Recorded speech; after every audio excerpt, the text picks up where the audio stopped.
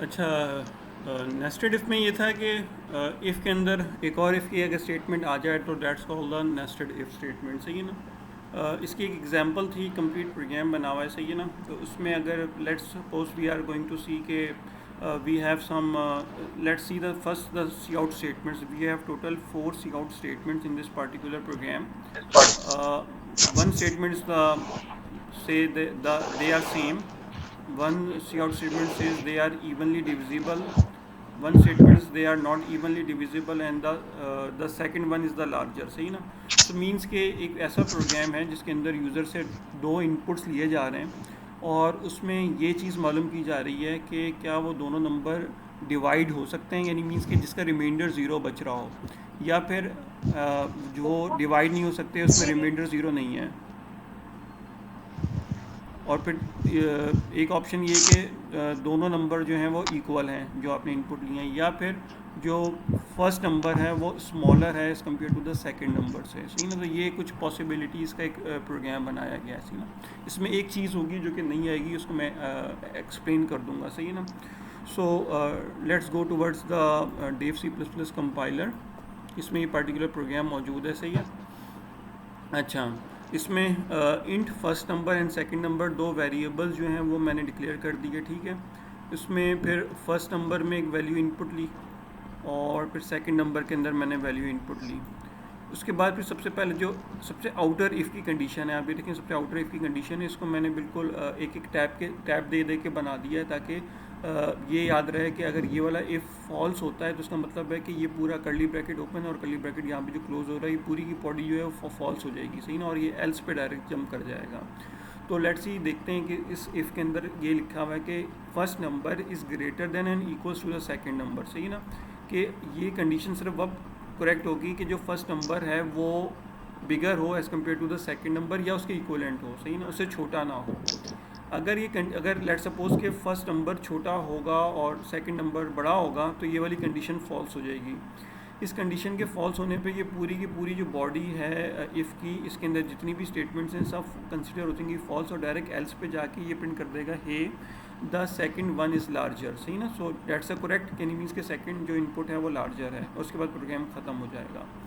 Late suppose के अगर दोनों नंबर बराबर हैं, लेट सपोज ये फर्स्ट नंबर भी 5 है मेरे पास, सेकंड नंबर भी 5 है, तो 5 is greater than equals to 5, condition is true.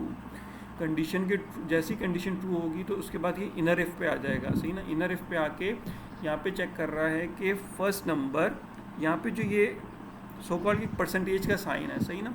Percentage का साइन जो है ना यहाँ पे रिमाइंडर का काम कर रहा है, यानी 5 को डिवाइड बाय 5 करेंगे तो आपके पास रिमाइंडर क्या बचेगा, डेफिनेटली रिमाइंडर बचेगा 0, सही है। तो ये यहाँ पे जो परसेंटेज का साइन है दो नंबरों को रिमाइंडर चेक कर रहा है, सही है ना। अगर यहाँ पे मैं सिंपल एक स्लैश लगाता हूँ तो वो ये डिवाइड चेक कर रहा है, सही ना। इसका मतलब ये होना चाहिए कि अगर दोनों मेरे पास 5 हैं तो 5 डिवाइड बाय 5 मेरे पास हमेशा 1 बचता है, सही ना। लेकिन जो अगर परसेंटेज का साइन लगा दूं तो रिमाइंडर हमेशा मेरे पास 0 बचेगा अगर मेरे पास दोनों वैल्यूज़ 5 हैं, सही ना। तो लेट सपोज अगर ये दोनों 5 हैं तो डेफिनेटली मेरे पास जो वैल्यू होगी वो 0 के इक्वलेंट होगी, सही ना। उस सूरत में ये कंडीशन ट्रू हो जाएगी। अगर ये कंडीशन ट्रू होती है तो क्या होगा कि वो इस बॉडी के अंदर आ जाएगा, सही ना। अगर ये कंडीशन फॉल्स होती है तो फिर ये वाली बॉडी पूरी की पूरी स्किप हो जाएगी, ये जो इनर बॉडी है ना ये वाली स्किप हो जाएगी इन केस ऑफ फॉल्स। लेकिन अभी मैंने ये बताया कि 5 डिवाइड बाय 5 इसका मतलब 0 कंडीशन ट्रू हो रही है तो वो यहाँ पे आ जाएगा। यहाँ पे क्या चेक कर रहा है कि इक्वल, कि क्या पहला नंबर और जो सेकंड नंबर है बोथ आर द इक्वल। तो वो कंडीशन अगर ये ट्रू हो गई कि yes both are the equal, तो क्या होगा कि आपके पास ये वाला सी आउट जो होगा ये एग्जीक्यूट करेगा, ये प्रिंट करेगा, एल्स वाला नहीं करेगा, ठीक है। तो इस तरह से क्या होगा कि they are the same number screen पे प्रिंट हो जाएगा। लेकिन लेट सपोज के फर्स्ट नंबर मेरे पास 10 है, सेकंड नंबर मेरे पास 5 है, तो सूरत में ये वाली कंडीशन ट्रू हो जाएगी। यहाँ पे आएगा और चेक करेगा, वो सॉरी यहाँ पे आएगा कि 10 रिमाइंडर ऑफ 5, तो इसका रिमाइंडर हमारे पास जो है वो क्या कहते हैं 0 ही बचेगा, क्योंकि जब 5 को डिवाइड बाय 2 करेंगे तो हमारे पास रिमाइंडर 2 ऊपर जो रिमाइंडर होगा 0 बचेगा, कंडीशन ट्रू हो जाएगी, सही है। यहाँ पे क्या होगा कि 10 को कंपेयर करेगा 5 से तो कंडीशन जो कि फॉल्स हो जाएगी क्योंकि दोनों बराबर नहीं है। उस सूरत में खुद ब खुद एल्स की कंडीशन एग्जीक्यूट कर जाएगी और they are evenly divisible in screen पे प्रिंट हो जाएगा। ये बात समझ में आ गई? इन केस के अगर फर्स्ट नंबर मेरे पास 10 है, सही है, और सेकंड नंबर मेरे पास 3 है, तो उस सूरत में कंडीशन ये वाली ट्रू हो जाएगी। यहाँ पे आएगा, चेक करेगा कि 10 remainder of second number is divide by 3, तो वो मेरे पास कभी भी ज़ीरो नहीं आएगा, मेरे पास 1 आएगा रिमाइंडर। जो अगर 10 को डिवाइड बाय 3 करते हैं इस तरह से, तो इस सूरत में या जो वैल्यू जनरेट होगी वो डेफिनेटली पॉइंट्स में होगी, 3.33 समथिंग, सही है ना। यानी मींस के मेरे पास रिमाइंडर जो होगा वो 1 बचेगा, तो 1 बचेगा तो 1 is never be equal to 0, तो ये वाली कंडीशन मेरे पास फॉल्स हो जाएगी। इस कंडीशन के फॉल्स होने पे ये सबको स्किप कर जाएगा, एल्स को देखेगा, एल्स पे क्या लिखा हुआ है, they are not evenly divisible, तो आपकी स्क्रीन के ऊपर नॉट इवनली डिविजिबल जो है वो प्रिंट हो जाएगा। तो इस तरह से यानी मीन्स कि ये पूरा का पूरा प्रोग्राम जो है एग्जीक्यूट कर रहा है with different values as input, सही ना। इसको मैं रन करके भी दिखा देता हूँ थोड़ा सा कि एक मिनट,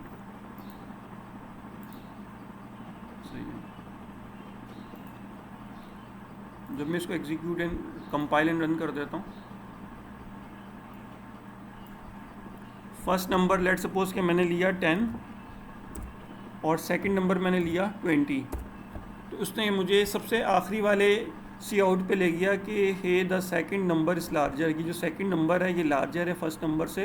तो क्योंकि मेरा ये क्या कहते हैं, पहली कंडीशन जो थी first number which is 10, second number is 20, so 10 is less than 20, condition is false, so पूरी वो कंडीशन जो है फॉल्स हो गई थी। इसको मैं दोबारा एग्जीक्यूट करता हूँ और अब यहाँ पे मैं लिखता हूँ 5 और 5, तो उस सूरत में क्या, they are the same number, सही ना, सेम नंबर का इसने मुझे बता दिया। दोबारा से वैल्यूज़ डाल के देखता हूँ, यहाँ पे मैंने दिया 10 और 5, दे आर इवनली डिविजिबल। फिर जो आखिरी वैल्यू जो चेक करनी है वो है कि 10 और 3, तो they are not evenly divisible, सही ना। तो इसमें मुख्तलिफ वैल्यूज़ डाल के हमारे पास हम उस पार्टिकुलर पॉइंट पे पहुंच गए जहाँ पे हमें अपना पार्टिकुलर आंसर रिक्वायर्ड था, सही ना। तो इस तरह से हम लोग जो है नेस्टेड इफ़ को यूज़ करते हैं अपने प्रोग्राम में, स्पेशली जहाँ पे हमें वैल्यूज़ को गैस करना हो, स्पेशली जहाँ पे हमें मेडिकल रिपोर्ट्स के अंदर कुछ फाइंडिंग्स करनी हो, सही है ना। कि लेट सपोज़ कि अगर आपने कोई ब्लड का टेस्ट किया है, सही है ना, उसमें प्लेटलेट्स का हम लोग चेक कर रहे हैं कि अगर प्लेटलेट्स कम हैं या ज़्यादा हैं, अगर तो ज़्यादा हैं तो ठीक है, उसको कह दे ओके, कम है तो वो कितने कम हैं, अगर वो इतने कम है तो उसमें ये ऑप्शन हो सकता है, अगर इतने कम है तो उसमें ये ऑप्शन हो सकता है, या इतने ऑप्शन हो सकता है। तो सो कॉल्ड कि अगर किसी फाइंडिंग के अंदर आप जा रहे हैं, किसी भी अगर आपने कोई चीज़ पार्टिकुलर एक एंडिंग रिजल्ट के ऊपर अगर आप जा रहे हैं, सही ना, तो उसके अंदर आपको नेस्टेड इफ़ का इस्तेमाल करना पड़ता है। Any question regarding to this particular nested if programme?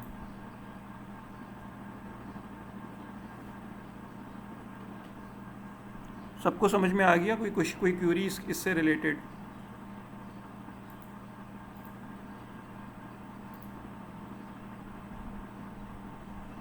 No sir. Okay, जाग तो रहे ना सारे, सो तो नहीं रहे? नहीं अच्छा नहीं सर, नो प्रॉब्लम। सर जाग रहे हैं सर, अच्छा अच्छा, यानी बाद में सोएंगे। मैं अभी क्या कहते हैं, मेरी आप हालत देखें, मैं सुबह 8:30 से 10 तक मैंने एक लेक्चर अभी लिया है, उसके बाद अब आप लोगों का लेक्चर ले रहा हूँ, तो यानी मीन्स के जो स्केजूल मुझे दिया है वो वही मैं स्केजूल अब फॉलो कर रहा हूँ। तो रोज़ा मेरा भी है, तो कोशिश करिएगा कि और से सुने। लेकिन anyway the lecture has been recording, so जो भी कोई चीज़ मिस हो जाए तो फिर उसको आप उसमें ज़रूर देख लीजिएगा। कोई क्यूरी हो, यू कैन आस्क मी। अच्छा, फिर डिसीजन का एक और पोर्शन है हमारे पास, that's called the switch case, सही है ना। यानी जिस तरह इफ़ काम करता है कि उसमें हम कोई ऑप्शन को लेते हैं, उसी तरह एक स्विच केस है, उसके थ्रू भी हम पार्टिकुलर ऑप्शन को चूज़ करते हैं। मैंने जो लैब नंबर 7 आप लोगों के साथ शेयर करा दी है, वीडियो ट्यूटोरियल अपलोड कर दिया यूट्यूब पे, तो उसके अंदर जो आपका टास्क है वो आपने स्विच केस से परफॉर्म करना है। ऑल्दो कि इसको इफ़ एल से भी करें, इफ़ एल से करने के बाद उसको स्विच केस से करें, और स्विच केस वाला लैब फाइल में लगाइएगा, सही है ना। अभी तक मुझसे किसी ने पूछा नहीं कोई भी उससे रिलेटेड क्यूरी, तो उससे मुझे या तो ये समझ में आ रहा है या तो सबको समझ में आ गया या किसी को समझ में नहीं आया, तो काइंडली इसको मुझे क्लियर कर दिएगा कि लैब नंबर 6 जो है वो 7 जो है आप लोगों ने देख ली है, और अगर देख ली है तो उसमें कोई क्यूरी है तो पूछ लें। अच्छा, स्विच स्टेटमेंट्स क्या होती हैं, यानी जिस तरह हमारे पास 3 डिफरेंट लूप्स थे, सही है ना, और हर लूप्स की एक अपनी स्पेशलिटी थी। तो सिमिलरली जो डिसीजंस हैं उसमें एल्स इफ और की स्टेटमेंट के साथ एक हमारे पास स्विच केस होते हैं, और फिर ये स्विच केस हम अपने प्रोग्राम्स में यूज़ करते हैं with respect to our requirement, सही है। तो बेसिकली इसमें जो स्विच स्टेटमेंट्स हैं, let's go towards the like one example कि स्विच स्टेटमेंट्स कैसे काम करती हैं। इसमें भी बेसिकली होता यही है कि you are going to create a menu, जहाँ कहाँ पे आपने मेन्यू क्रिएशन का कॉन्सेप्ट आ जाता है ना कि press 1 to do this, press 2 to do this, तो उसमें आमतौर पे स्विच केसेस लगाए जाते हैं। Switch is a keyword, case is a keyword, तो इसमें चूँकि स्विच से स्टार्ट होता है और केसेस पे जाता है तो इस वजह से इसको स्विच केस स्टेटमेंट्स कहते हैं, सही ना। इसमें आप कोई भी जो स्विच होता है ना उसके अंदर आप अपनी ना कंडीशन डिफाइन करते हो कि एक एडिशन का काम करना है तो प्रेस 1 कर दें, सब्ट्रैक्शन का करना है 2 प्रेस कर दें, एंड सो ऑन।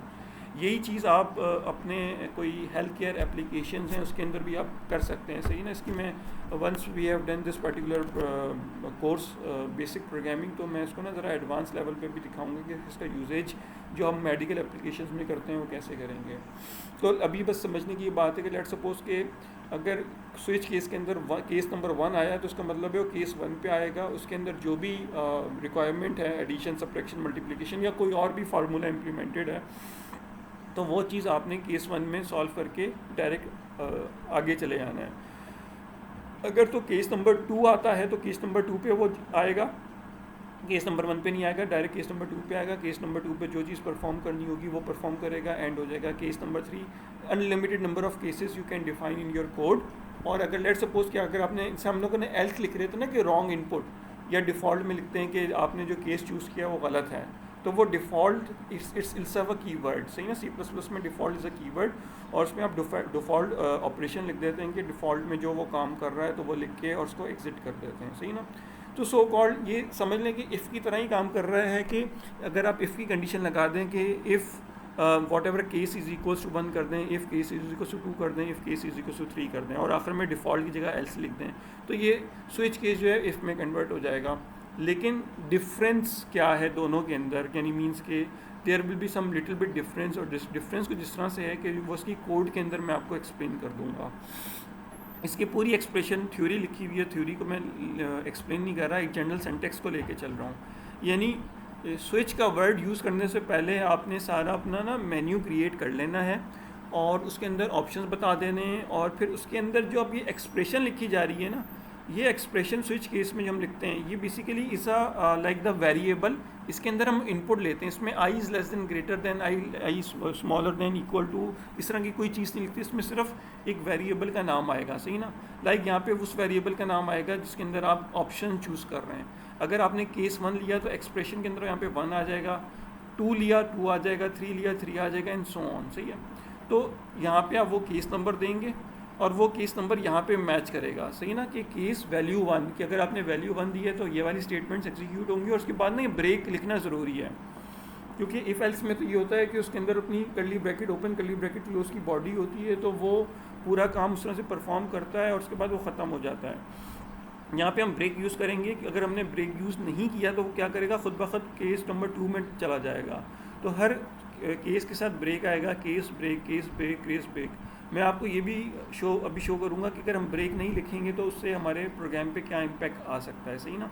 और डिफ़ॉल्ट स्टेटमेंट हमारी हमेशा कोई भी हो जाएगी कि आपने जो वैल्यू दी है वो गलत है, सही ना। एक जनरल एग्जांपल है, एक प्रोग्राम है, सही ना। इसको वही कंपाइलर पे मैं ले जाता हूँ कि कंपाइलर के थ्रू इसको एक्सप्लेन करता हूँ कि ये प्रोग्राम है। अच्छा, यहाँ पे क्या है कि अभी एक सिंपल सा प्रोग्राम है, इसमें मैंने कुछ भी ऐसा नहीं किया कि कोई मेन्यू वगैरह क्रिएट किया हो, जस्ट आपको एक चीज़ एक्सप्लेन कर रहा हूँ। तो बेसिक एक्सप्लेनेशन में मैंने इनपुट में मैंने लिखा कि एंटर नंबर बिटवीन 1 to 5, यानी 1 to 5 के बीच में आप कोई भी नंबर आप एंटर कर दें, ठीक है। यूज़र से आपने लिया इनपुट, सही ना। अब जिस चीज़ में आप इनपुट ले रहे हैं वही चीज़ आप स्विच केस के अंदर लिखेंगे, डेट्स कॉल्ड योर एक्सप्रेशन, सही ना। यानी मीन्स कि आपका कोई मेन्यू है 1 to 5 का, तो उसमें से कोई भी एक नंबर आप चूज़ करेंगे। स्विच की इसकी अपनी एक बॉडी एग्जिस्ट करती है। अब स्विच इज़ अ कीवर्ड सा हाईलाइट हुआ हुआ है ब्लैक के अंदर, सही ना। तो इस तरह से कर्ली ब्रैकेट ओपन हुआ, कर्ली ब्रैकेट क्लोज हुआ, और जितने भी केसेस हैं वो उसके अंदर लिखे जाएंगे। अच्छा, अब केसेस में कोई वो ऑर्डर नहीं है कि आप केसेस किसी भी यानी डिसेंडिंग ऑर्डर में लिख दें, असेंडिंग ऑर्डर में लिख दें, या किसी भी ऑर्डर में लिख दें, यानी ऑर्डर भी ना हो, रैंडमली लिख दें तो भी एक्सेप्टेबल है। क्योंकि अगर आपने यहाँ पे जब 1 देंगे तो वो केस 0 पे जाएगा, तो वो देखिएगा this is not a case 1, सही ना, तो इसको रीड नहीं करेगा, नीचे आ जाएगा। इसको देखेगा केस 5 है, इसको रीड नहीं करेगा, उस पर 4 पे चला जाएगा, 3 पे चला जाएगा, 2 पे चला जाएगा, 1 पे चला जाएगा, ठीक है। इस तरह से ये काम कर रहा है। इसको मैं थोड़ा सा नॉर्मल वे में टाइप कर दूं ताकि इसमें आपको कन्फ्यूजन ना हो। मैंने जस्ट कॉपी पेस्ट किया था। इसको जब आप टाइप करेंगे तो कुछ इस तरह से करेंगे, केस 0 आ गया सबसे टॉप पे, उसके बाद फिर केस नंबर 5 लिखा हुआ है। अच्छा, फिर उसके बाद केस नंबर 4 है, और इसमें फॉर द फर्स्ट टाइम देखें कि आप कॉलन यूज़ कर रहे हैं, यानी जब भी आप केस लिखेंगे तो उसके साथ कॉलन का इस्तेमाल होगा, नॉट द सेमी कॉलन।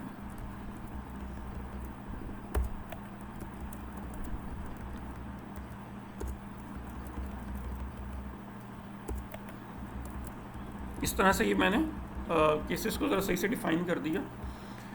अच्छा, स्विच केस में क्या है कि स्विच केस है, नंबर लिख दिया, केस 0, सही है ना। केस 0 में अगर मैंने लेट सपोज कि 0 देता हूँ तो केस 0 विल बी एग्जीक्यूट होगा, और उस पर लिख दे, उसका जो आउटपुट आएगा वो आ जाएगा टू स्मॉल, सॉरी, इस तरह करके एक वर्ड आ गया, ठीक है। और जैसे ही ब्रेक रीड करेगा तो ये इंटरनल जो स्विच के जो कर्ली ब्रैकेट्स हैं इससे बाहर आ जाएगा प्रोग्राम, और ये I think there will be no any advantage of line change at that moment, so I just skip it, सही ना। या फिर यहाँ पे लिख देते हैं कि लेट सपोज प्रोग्राम एंड, ताकि इससे भी आपका आइडिया हो जाए। Sir ji I have a question. Sir आपने जो है पहले आपने 0 लिखा, फिर उसके बाद आपने 5 4 3 2 1 लिख दिया, सही तो है। सर ये सीक्वेंस से ये मैटर करती है या अपनी नहीं, मर्जी से हम अपनी ऐसे मर्जी भी कर से, यानी सकते मीन्स हैं? के यहाँ पे मैं कुछ भी दे सकता हूँ, सीक्वेंस मैटर नहीं करती। यहाँ पे अगर मैं 3 दे दूँ और यहाँ पे इसको मैं 4 कर दूँ तो दिस इज़ ऑल्सो करेक्ट, लेकिन आमतौर पे अच्छा। हमने इसको सीक्वेंस में ही रखना है, सही ना। यानी मीन्स के जब भी आप स्विच केस बनाएंगे तो कोशिश ये करेंगे सब अल्फ़ाबेटिकल असेंडिंग ऑर्डर में रखें, 1 2 3 4 5 की फॉर्म में, ठीक है। जब आप कोई प्रोग्राम बनाएंगे तो 1 2 3 4 5 की फॉर्म में रखें, या फिर जो भी आपको सही टास्क सर। दिया गया है तो उसकी फॉर्म में आप इसको मेंशन करेंगे, ठीक है। इसको मैं बैक अभी कर देता हूँ, जिस तरह से मेरे पास था तो उसको इसी फॉर्मेट में रहने देता हूँ। अच्छा, लाइक आपने लिखा कि केस 0, तो उसमें सिर्फ ये आउटपुट प्रिंट होगा, और एक ब्रेक की वजह से आपका प्रोग्राम बाहर आ जाएगा, और प्रोग्राम दी एंड जो होगा वो प्रिंट हो जाएगा।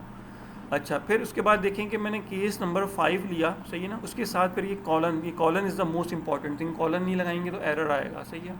एक्सक्यूज मी जी सर, हर केस के बाद ब्रेक नहीं आना चाहिए? बिल्कुल आना चाहिए, लेकिन मैंने कुछ केसेस में नहीं लगाया।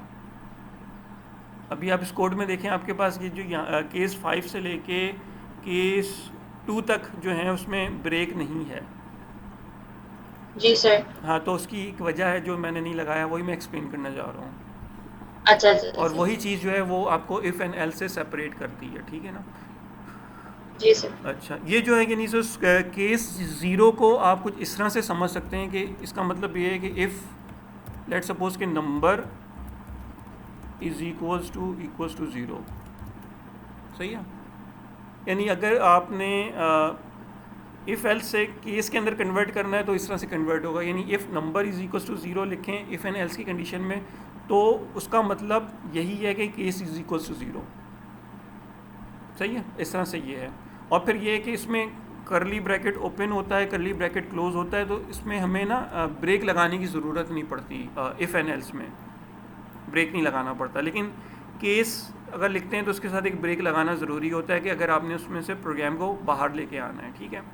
अच्छा, केस नंबर 5 है, उसके अंदर मैंने क्या किया कि केस 5 लिखा, उसके नीचे सी आउट लिखा, लेकिन मैंने ब्रेक नहीं लिखा, ठीक है। मैंने नहीं लिखा, मेरी मर्ज़ी, कोई मसला नहीं है। मैं इसको आपको एग्जीक्यूट करके कंपाइल करके दिखाऊंगा, तो उसमें आप देखिएगा नो एरर नहीं है। अगर एरर नहीं है तो इसका मतलब है मेरा प्रोग्राम बिल्कुल करेक्ट है, कोई मिस्टेक नहीं है। हाँ, लॉजिकल एरर हो सकता है, लॉजिकल एरर डेफिनेटली हो सकता है, लेकिन सेमेंटिक एंड सेंटेक्स एरर नहीं है। फिर उसी तरह केस नंबर 4 मैंने लिखा, और उसके आगे मैंने कोई नाइस पिक लिख दिया, कुछ भी है।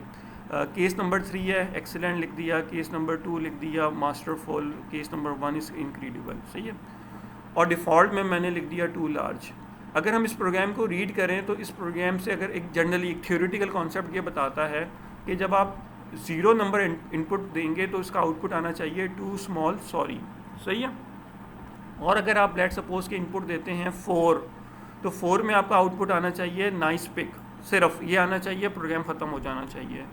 और अगर आप देते हैं इनपुट 100, आपने यहाँ पे नंबर 100 दे दिया, 100 की सूरत में डिफ़ॉल्ट जो होगा वो रन करेगा और टू लार्ज प्रिंट कर देगा। अगर मैं देता हूँ -5, उस सूरत में भी टू लार्ज दे देगा और प्रोग्राम ख़त्म हो जाएगा। और अगर मैं 1 दूंगा तो उसका मतलब है कि वो इनक्रेडिबल आउटपुट देगा, उसके बाद प्रोग्राम ख़त्म हो जाएगा। अब हम इस प्रोग्राम को रन करके देखते हैं और आउटपुट के ऊपर देखेंगे कि आउटपुट पे क्या इम्पैक्ट आ रहा है।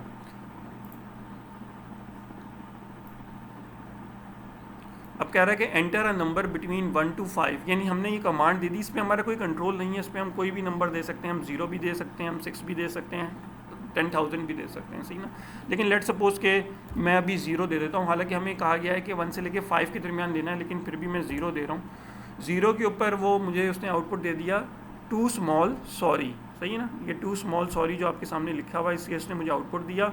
ब्रेक की कमांड एग्जीक्यूट हुई। ब्रेक ने क्या किया, मुझे कर्ली ब्रैकेट से बाहर ले गया, कर्ली ब्रैकेट के बाहर प्रोग्राम एंड के एक स्टेटमेंट लिखी थी वो प्रिंट की और प्रोग्राम मेरा ख़त्म हो गया, ठीक है।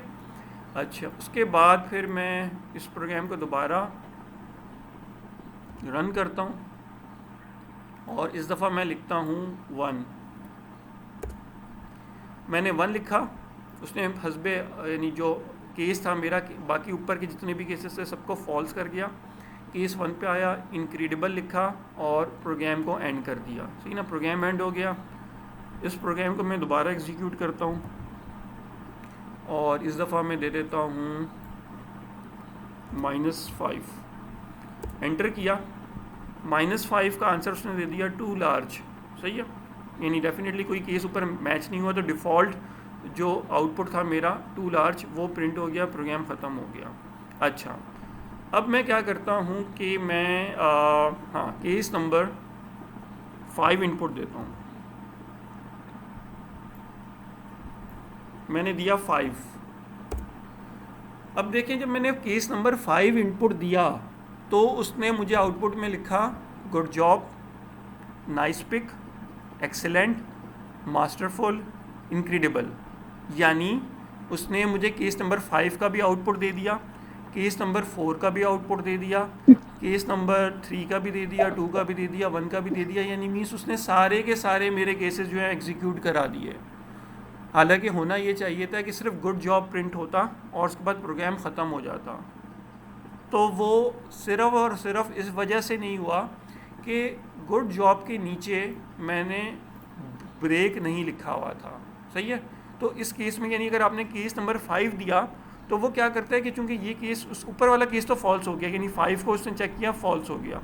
यहाँ पे पहला केस उसको ट्रू मिला, तो उसके अंदर जो सी आउट की स्टेटमेंट थी वो उसने एग्जीक्यूट कर दी। अब चूंकि उसको ब्रेक नहीं मिला ना, तो वो केस वाली स्टेटमेंट को स्किप करता चला जाएगा और ये सी आउट जितने भी होंगे ना इसको प्रिंट करता चला जाएगा और उस वक्त तक प्रिंट करता चला जाएगा जब तक उसको ब्रेक स्टेटमेंट नहीं मिल जाता। तो इस वजह से क्या हुआ कि जो मेरा केस नंबर 5 जो था उसने पाँचों यानी मीन्स के केस 1, 2, 3, 4 और 5 पाँचों के सी आउट जो है उसने स्क्रीन पे प्रिंट करवा दिए। ये बात समझ में आई? जी सर। सही है। Yes sir.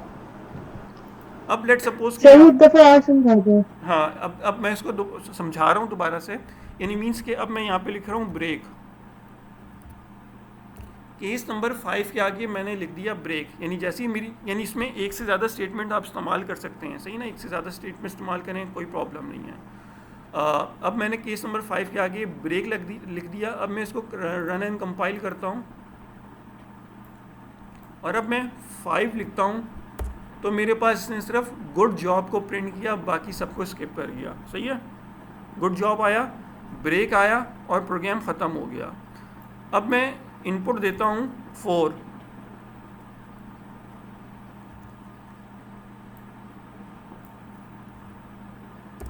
मैंने 4 इनपुट दिया, लेकिन 4 मैंने जब इनपुट दिया तो उसने बिल्कुल करेक्ट इनपुट मेरा प्रिंट किया, नाइस पिक, जो कि केस नंबर 4 था, सही है। लेकिन उसके साथ उसने एक्सीलेंट भी प्रिंट किया, मास्टरफुल भी प्रिंट किया और इनक्रेडिबल भी प्रिंट किया, सही है। किस वजह से कि जब मैंने 4 इनपुट दिया तो मेरा फर्स्ट केस फॉल्स हुआ, सेकंड केस फॉल्स हुआ, थर्ड केस जो था केस 4 से मैच कर गया। उस सूरत में ये मेरा नाइस पिक से उसने मुझे आउटपुट जनरेट कर दिया, ठीक है। उसके बाद जब वो नीचे वाली लाइन पे गया तो इस केस उसने देखा केस, तो केस से उसको कोई गर्ज नहीं होता कि जब वो केस के अंदर एंटर हो जाए तो उसके बाद कोई और केस आ रहा हो तो वो उसको एक्सेप्ट करता चला जाता है, सही ना। उस वक्त तक एक्सेप्ट करता चला जाता है जब तो उसको ब्रेक स्टेटमेंट नहीं मिल जाती। तो ब्रेक स्टेटमेंट उसको इनक्रेडिबल के बाद जाके मिल रही है। इनक्रेडिबल के जो केस 1 की वैल्यू है ये प्रिंट हो रही है, उसके बाद यहाँ पे ब्रेक आ रहा है तो वो जाकर रुका है। जी जी कोई क्वेरी?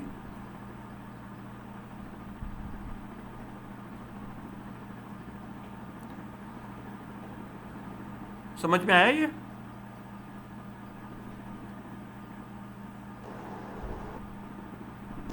यस सर, आ गया है समझ। सही है, ठीक यस है, सर। अच्छा, यस सर, समझ आ गया। ठीक है।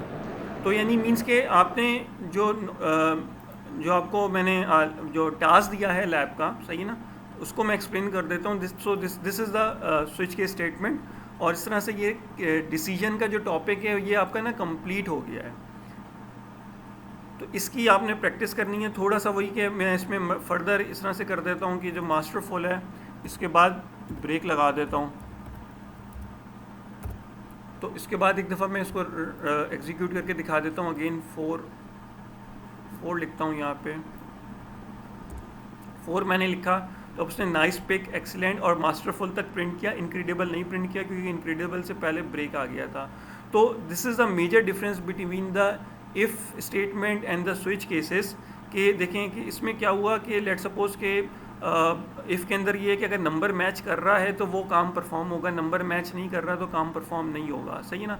लेट सपोज कि अगर यहाँ पे अब इस तरह इफ़ स्टेटमेंट लिखी हुई है, इसी को मैं कॉपी कर देता हूँ यहाँ पे, ताकि आपको major difference between the if and switch case का समझ में आ जाए। सम टाइम ऐसा ही रिक्वायरमेंट हमारे पास होंगे। जी जी बोले। सर आप ये बात रिपीट कर देंगे कि ब्रेक लगाने से कहीं आप ब्रेक लगा रहे हैं, कहीं आप ब्रेक नहीं लगा रहे। तो सर वो मुझे थोड़ी कंफ्यूजन हो रही है उसमें अभी हाँ भी मैं बताता कि हूँ कि ऐसा हाँ क्यों हो रहा है। ऐसा क्यों हो रहा है, ठीक है। अब आप ये देखें कि इस तरह ये इफ़ के केसेस हैं। इफ़ के केस में अगर मैं लेट सपोज कि मैं 4 यहाँ पे हाँ इसको भी कॉपी कर लेता हूँ यहाँ पे।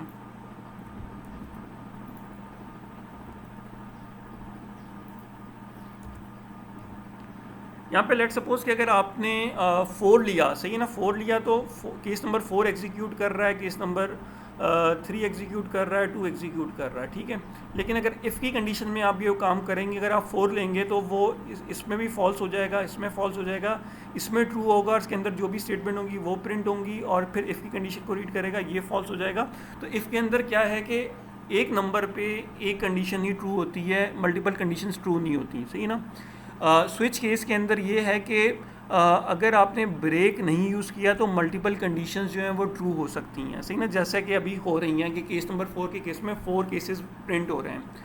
कुछ हमारे पास ऐसे असाइनमेंट्स होंगे कि जिसके अंदर आपने ये करना होगा कि लेट सपोज के अगर केस 1 से लेके 2 के दरमियान है तो वो ट्रू हो जाए, सही है। यानी केस नंबर इफ़ की लेट सपोज कि हमारे पास वो हमने एक मेन्यू क्रिएट किया, एक नया विंडो खोलता हूँ कि 1 2 3 4 5 6 7 8 9, सही ना। ये एक मैंने एक मेन्यू क्रिएट किया जिसके अंदर मेरे पास मेन्यू है कि 1 हो तो ये काम हो, 2 हो तो ये हो, 3 हो तो ये काम हो, ठीक है। अच्छा, इफ़ के अंदर क्या है कि एक one at a time statement will be correct, सारी की सारी स्टेटमेंट करेक्ट नहीं हो सकती, सही है ना। लेकिन कुछ हमारे ऐसे भी प्रोग्राम्स होंगे कि जिसके अंदर हम ये कहेंगे कि अगर 4 सही है ना, अगर 4 इज़ ट्रू तो इसके साथ क्या हो कि ये 5th भी रन करे और ये 6 भी रन करे, सही है। कि अगर 4th ट्रू हो रहा है तो उसके साथ केस नंबर 5 और 6 भी हमें रन करना है, सही है। तो उस सूरत में ये काम जो है हम लोग स्विच स्टेटमेंट के थ्रू कर सकते हैं, सही है ना, क्योंकि स्विच स्टेटमेंट में हमारे पास खुद से कंट्रोल है कि उसको कितने केसेस हमने ट्रू करवाने हैं, सही है ना। तो इसमें हम लोग क्या करते हैं स्विच केस में कि हम यहाँ पे केस लगाते हैं, केस लिखा, 1 लिखा, कॉलन लगा दिया, सही है। और आप ये चाहते हैं कि केस नंबर जो 1 है वो बस वो अपना एग्जीक्यूशन परफॉर्म करे और उसके बाद स्टॉप हो जाए, तो हमेशा आपने उसके बाद एक ब्रेक लगा देना है, सही है ना। इसी तरह जो हमारे पास केस नंबर 2 है वो अगर हमारे पास आ रहा है, सही ना, तो वो बस रन हो और उसके बाद वो स्टॉप हो जाए। फिर लेट सपोज कि अगर मैं इसको ले लेता हूँ केस नंबर 3 को, कि अगर केस नंबर 3 हमारा करेक्ट हो रहा है तो उसके साथ वो केस नंबर 4 को भी रन करे, केस नंबर 5 को भी रन करे और केस नंबर 6 को भी रन करे। तो उस सूरत में कि हम क्या करेंगे कि यहाँ पे केस 3 है और इसमें जो ब्रेक की स्टेटमेंट हम लगा रहे हैं वो यहाँ पे लगा रहे हैं, इस तरह से। राइट सर, तो सही सर, हाँ समझ आ तब गई। हाँ तो Excuse ये me, है sir? कि जी हाँ सर, ये वैसे भी सारी वैल्यूज जो ब्रेक मतलब अगर नहीं लगा होगा तो वो प्रिंट करेगा। तो हम इस तरह कर सकते हैं कि जैसे 4, 5 और 6 केस है, तो 4th और 5th का हम लोग सी आउट का स्टेटमेंट ना लिखें और डायरेक्ट 6 पे लिखें तो सिर्फ वही प्रिंट करे। हाँ। अब यानी यही है कि इसमें क्या होगा कि जिस तरह अगर आप केस नंबर 6 को कॉल करेंगे ना तो सिर्फ केस नंबर 6 ही रन होगा और कोई रन नहीं होगा, क्योंकि 5 and case number 5, 4 and 3, 4, 5 skip हो जाएंगे। लेकिन अगर आप केस नंबर 3 को कॉल करते हैं तो 3 का मतलब होगा कि 4, 5, 6 को भी रन करेगा, और अगर आप 4 को कॉल करते हैं तो 5 और 6 को रन करेगा, और अगर आप 5 को कॉलते हैं तो 5 और 6 रन करेंगे। जी सर, मैं ये पूछ रही हूँ कि हम लोग वैसे भी ये ब्रेक का स्टेटमेंट अगर इसे ना दिखे प्रोग्राम को तो ये नीचे वाले सारे जब तक ब्रेक आता है प्रिंट कर देता है प्रिंट कर सी देगा, आउट। सही है। हाँ यानी हाँ, मीन्स तो हम ये कर सकते हैं कि क्या हम ये कर सकते हैं कि 4th और 5th जो है केस, उसका जो सी आउट का स्टेटमेंट है वो हम लिखें ही ना, डायरेक्ट 6 पे लिखें। जैसे आप कह रहे हैं कि मल्टीपल स्टेटमेंट्स ट्रू हो, तो जैसे हम 4 लिखें तो वो ट्रू दे दे, 5th लिखें तो फिर भी ट्रू ही हो जाए, सही है, मैं समझ गया। यानी मीन्स आप ये सिर्फ कह रही 1 हैं है। कि लेट सपोज कि जो मेरी ये फॉर एग्जांपल ये 4 से अगर मैं स्टेटमेंट शुरू कर रहा हूँ तो ये वाली स्टेटमेंट जो है मैं यहाँ पे लिख दूँ, केस नंबर 2 तक जा रहा है, यानी नाइस पिक भी मैं यहीं पे लिख दूँ, एक्सीलेंट भी मैं यहीं पे लिख दूँ। मैं कह रही हूँ आप नाइस पे कोई एक्सीलेंट लिखे ही नहीं अगर, तो क्या ये मास्टरफुल प्रिंट कर देगा? कर देगा। यानी अगर हम ब्रेक अगर लगा इसके दें अंदर कोई स्टेटमेंट ना भी लिखी हो तो ये तो भी प्रिंट कर देगा।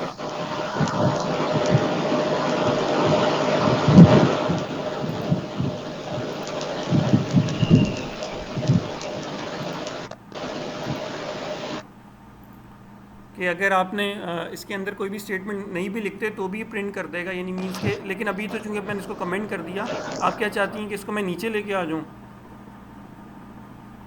आप 4th और 3rd की हटा दें स्टेटमेंट्स, ये मैंने हटा दी, सही है, ये मैंने दोनों हटा और दी। 2 के बाद हाँ, अब इसको अगर एग्जीक्यूट करेंगे तो क्या होगा? अब इसको एग्जीक्यूट करूंगा और केस नंबर 4 लिखूंगा तो मास्टरफुल प्रिंट होगा। अगर मैं 4 ओके, हाँ, लिखूं, बस अगर मैं ये 3 पूछना लिखूं, था। अगर मैं 2 लिखूं तो इन तीनों केसेस में सिर्फ मास्टरफुल प्रिंट होगा। ओके सर, बस यही पूछना। अच्छा, इससे कोई फ़र्क नहीं पड़ता, यानी मीन्स के अब देखिए मास्टरफुल 4 मैंने लिखा और उसने मास्टरफुल प्रिंट कर दिया।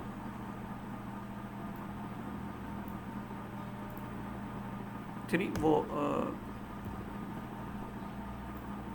3 लिखता हूँ तो भी सर लेकिन एक बहुत ही कॉमन सेंस वाला क्वेश्चन है, अगर हम वो लिखेंगे ही नहीं सी आउट स्टेटमेंट तो सर, तो हमारा जो प्रोग्राम बनाने का मकसद है वो कैसे पूरा होगा? हाँ डेफिनेटली, यानी मीन्स कि Right. अगर आपने कोई केस लिखा और उसके अंदर कोई सी आउट की स्टेटमेंट नहीं लिखी तो डेफिनेटली सही वेस्टेज, सही है ना।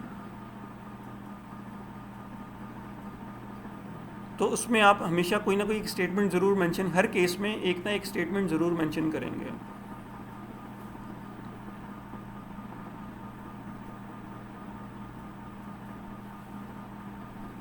इसका सिर्फ ये था कि बताने का मकसद कि इफ़ जो है हमेशा सिर्फ एक स्टेटमेंट को एट अ टाइम करेक्ट करता है। इसके अंदर ये है कि केसेस आप वन एट अ टाइम भी करेक्ट कर सकते हैं, प्लस अगर आपने मल्टीपल नंबर ऑफ केसेस को एग्जीक्यूट कराना है कि अगर 4 की कंडीशन ट्रू हो तो केस 3 और केस 2 भी एग्जीक्यूट हो, तो उसमें आप ब्रेक हटा देंगे तो तमाम के तमाम केसेस जो होंगे एग्जीक्यूट हो जाएंगे। So this is a major difference between the if statements and the switch cases.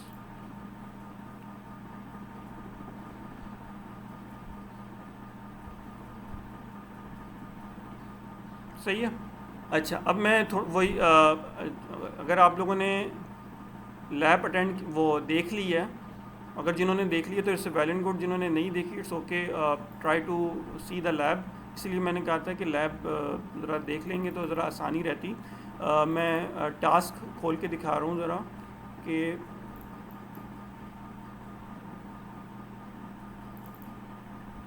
Sir हमारी सिर्फ 10 लैब्स है ना? 15 लैब्स हैं टोटल, 15 लैब, क्योंकि 15 वीक यानी नॉर्मली जो सेमेस्टर होता है हमारा 15 वीक्स का होता है, सही ना। तो इस वजह से हर वीक में एक लैब करानी होती है, तो इस वजह से टोटल 15 लैब्स होती हैं। इससे पहले 16 वीक का होता था सेमेस्टर ना, तो अब वो पिछले एक साल से 15 वीक्स का हो गया है पीसी की तरफ से। अच्छा, तो अब हमारा जो इसमें था जो टास्क था लैब 7 का, तो उसमें बेसिकली मैंने लिखा था create a menu of body temperature and body mass index, सही है ना। तो बेसिकली इसके अंदर दो केसेस हैं, एक केस 1 है जिसके अंदर आपने बॉडी टेम्परेचर लेना है, सेकंड केस है बॉडी मास इंडेक्स का, सही है ना। तो अब इसमें दोनों में आपने वो ब्रेक लगाना है, क्योंकि दोनों अलग अलग केसेस हैं और दोनों को सेम टाइम पे रन नहीं करना है। सो जो बॉडी टेम्परेचर का है वो केस 1 उसको कर लेंगे press 1 for body temperature, press 2 for BMI यानी बॉडी मास इंडेक्स, सही है। और फिर एक डिफ़ॉल्ट ज़रूर लगा लें कि अगर लेट सपोज़ कि अगर आप 3 दे दें, आप 0 दे दें, -10 दे दें, तो डिफ़ॉल्ट प्रिंट कर दे कि जी आपने जो ऑप्शन चूज़ किया वो गलत है, ठीक है ना। ये चीज़ हो गई। और उसके बाद फिर लेट सपोज़ कि हम बॉडी टेम्परेचर की हम बात कर रहे हैं, तो जब केस नंबर 1 के अंदर आपने ये चीज़ें लिखनी हैं, सही ना। तो ये चीज़ें आप जो हैं बेशक इफ़ की कंडीशंस लगा के भी लिख सकते हैं, सही ना, कि मेन केस तो आपका वही होगा स्विच केस, और उसके अंदर आप इफ़ की कंडीशन इस तरह से सेट कर सकते हैं। मैं थोड़ा सा एक हिंट दे रहा हूँ ताकि आप लोगों को ये थोड़ा सा कॉन्सेप्ट क्लियर हो जाए कि लेट सपोज़ के केस 1 इसका वो कॉन्सेप्ट ये था कि बॉडी टेम्परेचर,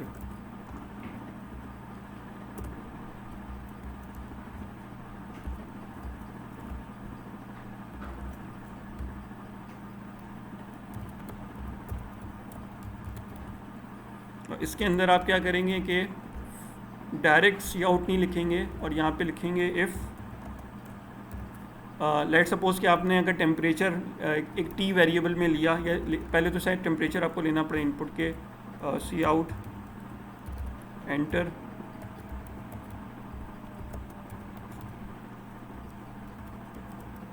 टेम्परेचर करके आपने इस तरह से लिखा, सीन लिख दिया, टी लिख दिया।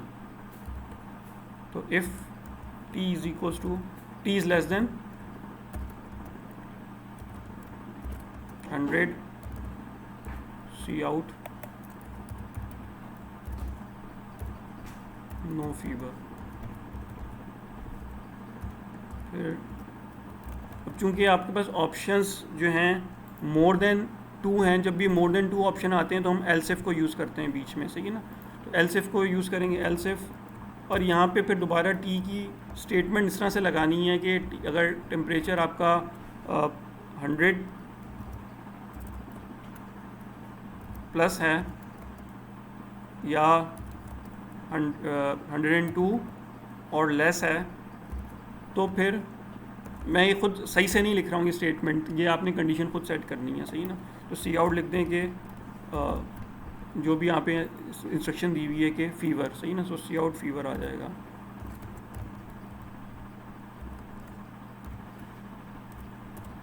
इस तरह से, सही है ना। तो जो आपने अपना टास्क परफॉर्म करना है वो इस तरह से परफॉर्म करना है। और यहाँ पे जो नंबर आएगा कि 1 to 5 नहीं होगा, 1 to 5 नहीं होगा, 1 to 2 होगा, बल्कि वो इस तरह से लिखेंगे कि आप press 1 for body temperature,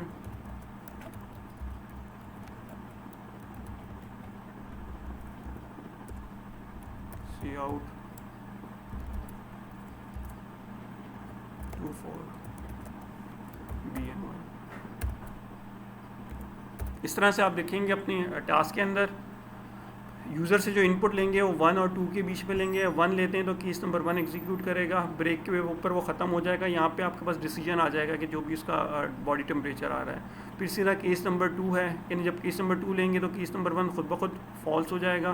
case number 2 जो अगर लेट सपोज के नीचे लिखा हुआ है केस नंबर 2, तो BMI का जो पूरा मेथड जो मैंने मेंशन किया हुआ है तो उसको आपने सॉल्व करना है। फिर इसके जो खासकर BMI है ना, उसके रिज़ल्ट को आप एक दफ़ा वेरीफाई ज़रूर कर लीजिएगा थ्रू द इंटरनेट के आपने जो वैल्यूज़ इनपुट दे रहे हैं और उसके बाद जो आउटपुट आ रहा है तो वो मैच कर रहा है जो आपकी रीडिंग है। क्योंकि मुझे उम्मीद है कि इस फार्मूले में आप लोग यानी क्या चाहे आप ये वाला फार्मूला यूज़ करें चाहे आप ये वाला फार्मूला यूज़ करें, इसमें आपसे मिस्टेक होगी, सही है ना। यानी मीन्स कि आप जो वैल्यूज़ इनपुट देंगे तो जो BMI की वैल्यू को भी प्रिंट करा लीजिएगा। सी आउट BMI का एक वेरिएबल ले लीजिएगा, तो इसकी वैल्यू को जब आप प्रिंट कराएंगे तो आप नेट पे जाके ना सर्च भी कर सकते हैं कि नेट पे सर्च करें कि BMI कैलकुलेटर।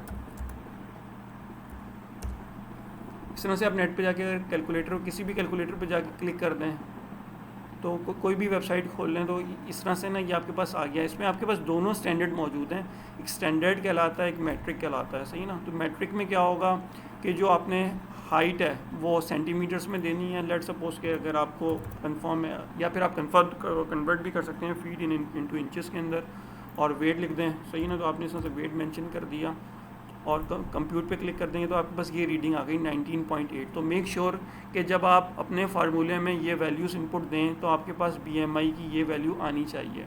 ये उन्होंने एक एस्टीमेट दे दिया है कि जो BMI आपने इंटर किया है वो नॉर्मल वेट की कैटेगरी में ये वाला लाई कर रहा है, सही ना। स्टैंडर्ड में अगर आप बनाते हैं तो पाकिस्तान में ज़्यादातर सो कॉल्ड की स्टैंडर्ड ही फॉलो होता है। तो आप कोशिश करें कि स्टैंडर्ड का फार्मूला ले लें कि हाइट इन इंचेस अगर आप देते हैं कि लेट सपोज के मैंने दिया 6 फीट 1 इंच और वेट इन पाउंड्स जो है वो तकरीबन ट्वाइस हो जाता है 2.2 1 kg is equal to 2.2 pounds के इक्वलेंट होता है। तो लेट सपोज के 130 पाउंड्स अगर मैं देता हूँ तो 17.1 आ रहा है, तो विच इज़ अंडर वेट की कैटेगरी में आ रहा है। सो इस तरह से अपने रिज़ल्ट को आप इस पार्टिकुलर वेब कैलकुलेटर से ना वेरीफाई ज़रूर कर लीजिएगा।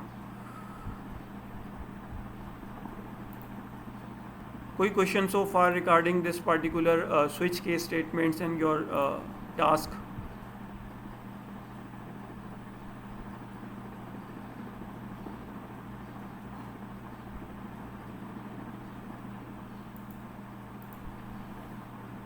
हो जाएगा ये?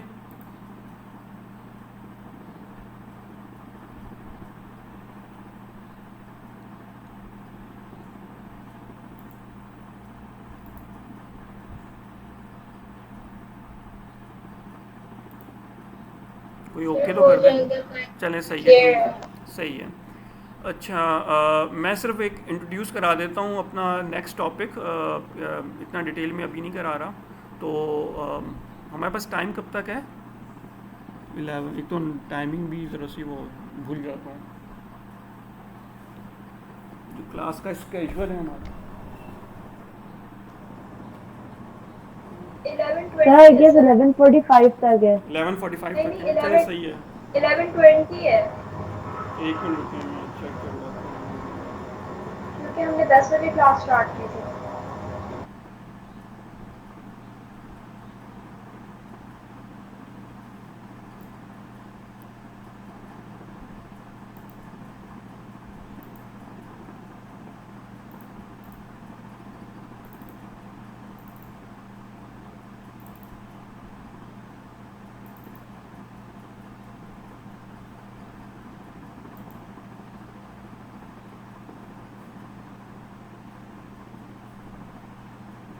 हाँ 11:45 है, लेकिन लेट्स कोशिश करूँगा मैं जल्दी ही एंड कर दूँगा इस क्लास को, ताकि आप लोग कोशिश करेंगे इसको रीड आउट कर लें अच्छी तरीके से, और कोई भी क्वेरी हो तो ईमेल वगैरह मुझे कर दिएगा, ठीक है ना। अच्छा अब तक जो हम लोगों ने चीज़ें सीखी हैं, सही है ना, वो एक थोड़ी सी बेसिक चीज़ें थी जो इसके प्रोग्रामिंग के की कंपोनेंट्स थे, सही है ना। यानी लूप हो गया, डिसीजंस हो गया, उससे पहले वेरिएबल्स के मुतालिक जो था, अब फर्दर थोड़ी सी डिटेल चीज़ें आएंगी, सही है ना, एडवांस चीज़ें आएंगी। उसमें से एक चीज़ जो है वो मैं शुरू में आपसे काफ़ी जिक्र करता आ रहा था, फंक्शंस का, सही है ना। तो एक हमने इंट मेन फंक्शन यूज़ किया हुआ है। फंक्शन क्या होता है, बेसिकली फंक्शन का काम होता है उस प्रोग्राम को एग्जीक्यूट करवाना, रन करना। तो जो हम लोगों ने मुख्तलिफ बिल्ट इन फंक्शंस यूज़ किए थे, यहीं पे मैं ओपन करता हूँ कि SQRT को हमने यूज़ किया था, सही है। ये स्क्वायर रूट की आपकी वैल्यू डिफ़ाइन कर देता है, सही ना, ये डिफ़ाइन कर देता है। और इसके अगेंस्ट एक हमारे पास हेडर फाइल होती है, और हमेशा हेडर फाइल जो होती है वो इंक्लूड की फॉर्म में लिखी जाती है, math.h, सही ना। तो ये एक फंक्शन है जिसके अंदर आप डायरेक्ट कोई भी अगर 4 लिखते हैं तो ये आपको let suppose x is equals to आपने इस तरह से लिख दिया तो x को ये 2 की वैल्यू असाइन कर देगा, सही ना। तो ये एक बिल्ट इन फंक्शन है, सही है। और बिल्ट इन फंक्शन से मुराद ये है कि इसका कंप्लीट सोर्स कोड है वो इस पर्टिकुलर math.h की हेडर फाइल में मौजूद है, सही है। इस फाइल को हम बाद में देखेंगे कि इसमें कोड जो है वो कैसे लिखा हुआ है। इस फाइल को हम लोग इस वजह से अभी नहीं देख रहे कि अगर इस फाइल में ज़रा सी भी चेंजिंग हो गई ना तो ये फ़ाइल करप्ट हो जाएगी और आपको दोबारा से ये सॉफ्टवेयर इंस्टॉल करना पड़ जाएगा, क्योंकि ये अगर फ़ाइल ख़राब हो गई।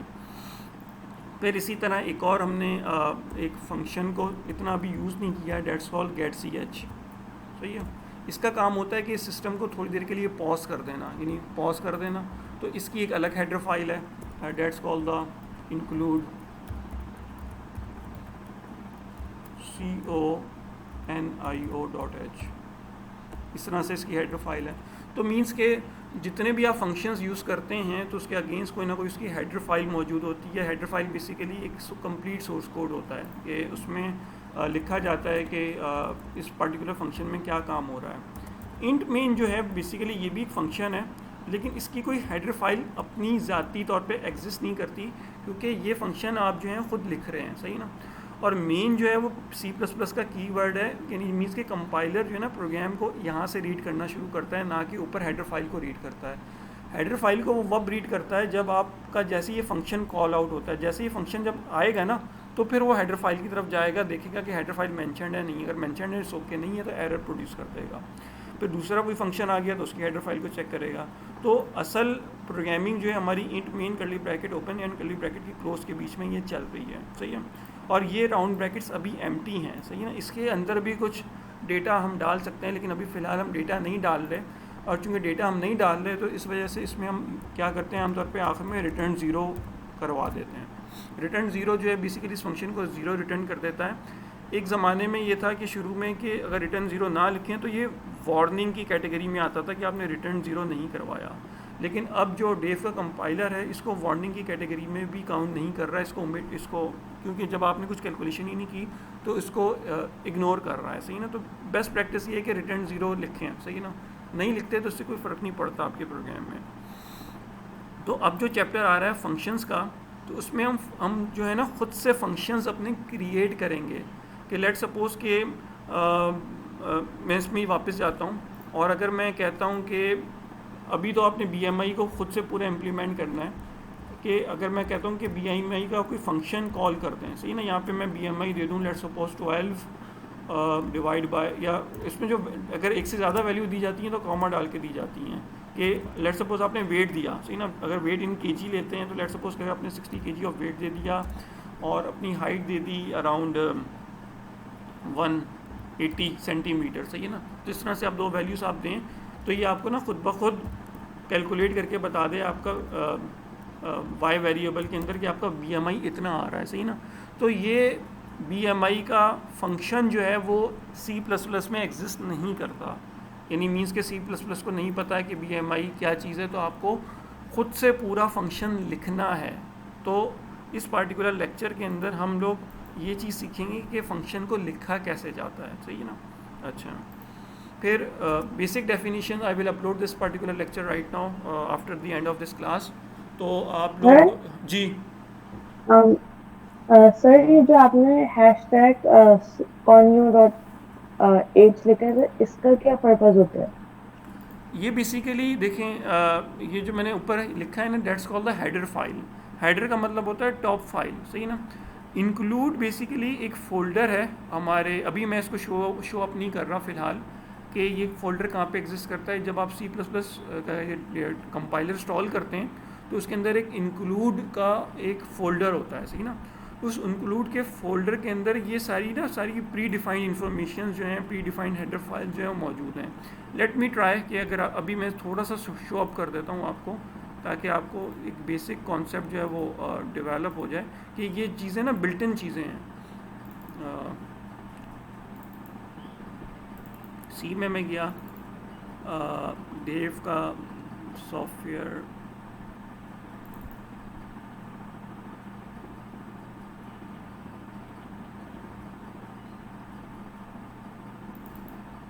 ये देखें, ये इंक्लूड नज़र आ रहा है,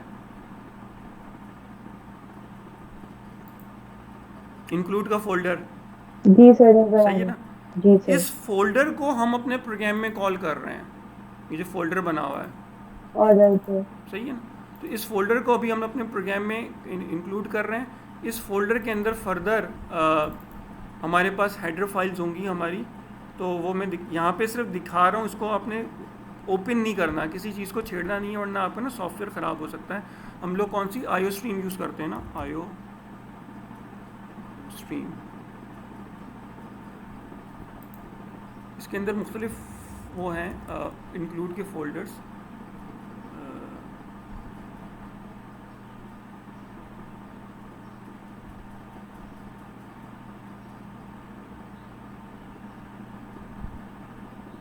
Let me search from the top.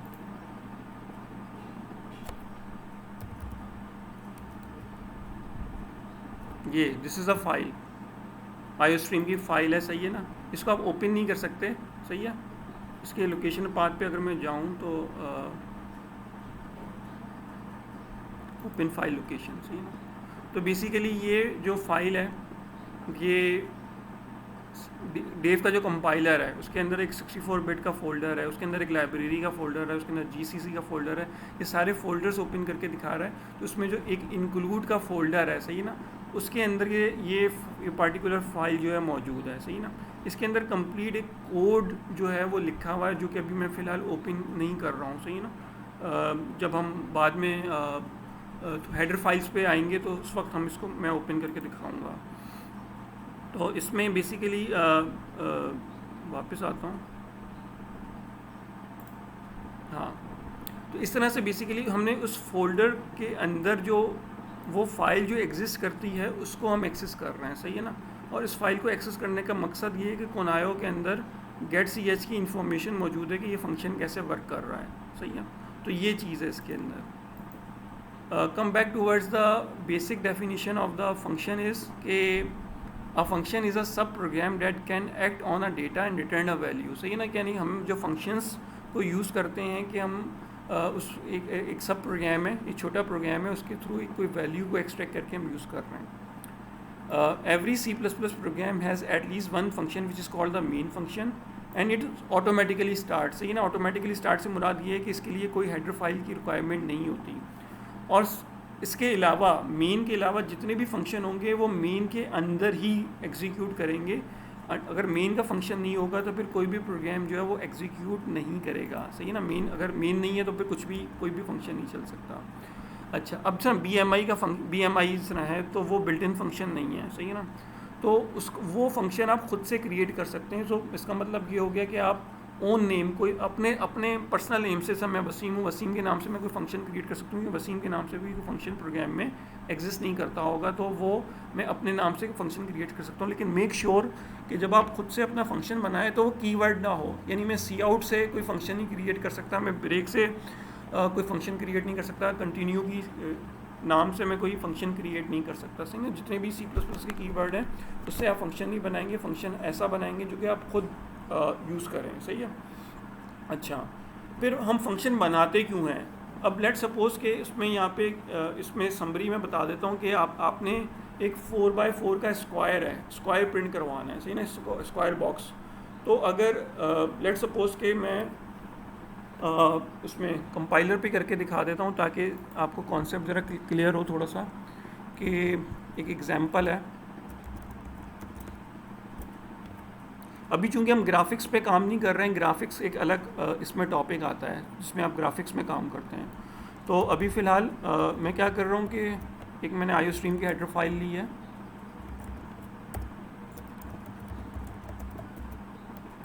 Excuse me sir, जी पूछें, जी बोलें। सर ये जो हमने हेडर फाइल ली थी मैथ एच वाली, इसकी जगह वो सी मैथ वाली ले सकते हैं सर? डिपेंड करता है कि कुछ फंक्शन जो हैं वो सी मैथ में डिफाइंड है, कुछ फंक्शंस जो हैं वो मैथ में डिफाइंड हैं। तो ये डिपेंड करेगा कि आप जो वो ले रहे हैं, फार्मूला ले रहे हैं, इसमें आमतौर पे स्क्वायर रूट, टेंजेंट, साइन, इस तरह के बिल्ट इन फंक्शंस मौजूद हैं। तो अगर आप डेव के कंपाइलर में प्रोग्राम एग्जीक्यूट कर रहे हैं तो उसमें कुछ फंक्शन जो हैं वो सी मैथ डॉट एच के अंदर मौजूद हैं, कुछ मैथ डॉट एच के अंदर मौजूद हैं। तो डिपेंड करता है कि जो आप फंक्शन यूज़ कर रहे हैं उसके लिए कौन सी हेडर फाइल रिक्वायर्ड है। ठीक है। कुछ में ऐसा भी है कि कुछ फंक्शन दोनों में भी मौजूद हैं, यानी सी मैथ यूज़ कर लें या मैथ यूज़ कर लें, दोनों जो हैं वो एग्जीक्यूट कर जाते हैं। अच्छा, अब एक मैं Okay, sir. हाँ, मैं एक छोटा सा प्रोग्राम बना रहा हूँ, सही ना। इस प्रोग्राम बनाने का मकसद ये है कि लेट सपोज कि मुझे ना स्क्वायर प्रिंट करना है, सही ना। तो मैं क्या करता हूँ, एक छोटा सा खुद से स्क्वायर बना रहा हूँ। क्योंकि अभी हमने ग्राफिक्स नहीं पढ़ी है तो इस वजह से हम लोग जो कोई बॉक्सेस बनाना चाहें तो कुछ इस तरह से बना सकते हैं।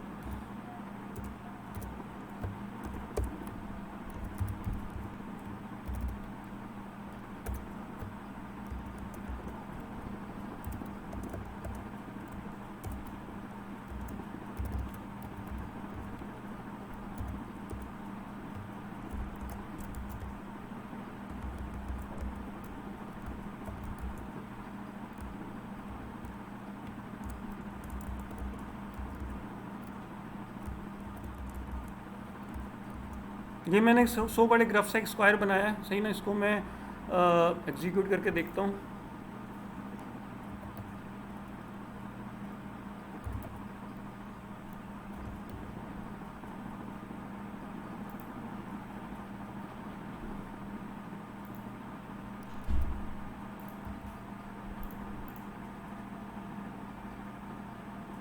ये मेरा एक स्क्वायर जो है वो कांस्टेंट प्रिंट हो गया। इसमें मैंने कोई कैलकुलेशन परफॉर्म नहीं करनी थी, एक स्क्वायर बनाना था। सो कॉल्ड एक रफ स्क्वायर मैंने बना लिया। अब वही है कि इस तरह के मुझे 100 स्क्वायर्स बनाने हैं, सही ना, 100 स्क्वायर बनाने हैं। तो अब मैं या तो ये कोड जो है वही कि ये जो 4 लाइन्स का कोड है ये 100 टाइम्स यानी मीन्स के 400 टाइम्स इस तरह से लिखूँ, या फिर मेरे पास एक और ऑप्शन था कि मैं लूप का इस्तेमाल करूँ, सही है ना। लेकिन अगर मैं यहाँ पे लूप का इस्तेमाल करता हूँ, लेट्स सपोज के लूप हमने इसीलिए स्टडी आउट किया था कि कोई चीज़ अगर हमें रिपीट करनी हो सेवरल टाइम्स तो हम लूप को यूज़ कर सकते हैं। लेट्स सपोज कि मुझे 5 टाइम्स अगर यूज़ करना है तो मैं यहाँ पे लूप को लिख के दिखा रहा हूँ, और इसका मतलब ये होगा कि पूरी की पूरी जो कर्ली ब्रैकेट ओपन और कर्ली ब्रैकेट क्लोज के अंदर ये मेरे पास आएगा।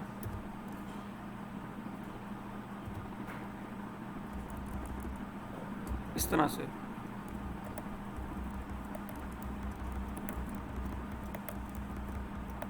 से मैंने लिखा और एग्जीक्यूट किया तो उसने मुझे 5 स्क्वायर्स मेरे जनरेट करके दे दिए। ठीक है, ये भी पॉसिबिलिटी है। लेकिन अगर लेट सपोज कि मुझे ये मैंने स्क्वायर बनाया, इसके बाद मुझे एक स्टेटमेंट लिखनी है कि this is my 1 square, this is my 2nd square, this is my 3rd square, this is my 4th square. तो वो भी इसके अंदर एक स्टेटमेंट में लिख के उसको प्रिंट करवा सकता हूँ। लेकिन अगर इसके इन बिटवीन मुझे डिफरेंट चीज़ें लिखनी है, यानी मुझे कुछ सेंटेंसेस लिखने हैं कि this is my biomedical engineering class, this is my applied physics class, this is my BEE class and so on. तो इसका मतलब है कि अगर मुझे कुछ इन्फॉर्मेशन डिफरेंट इनके बीच में लिखनी है ना, तो ये लूप के थ्रू पॉसिबल नहीं होगा। ये बात समझ में आ रही है?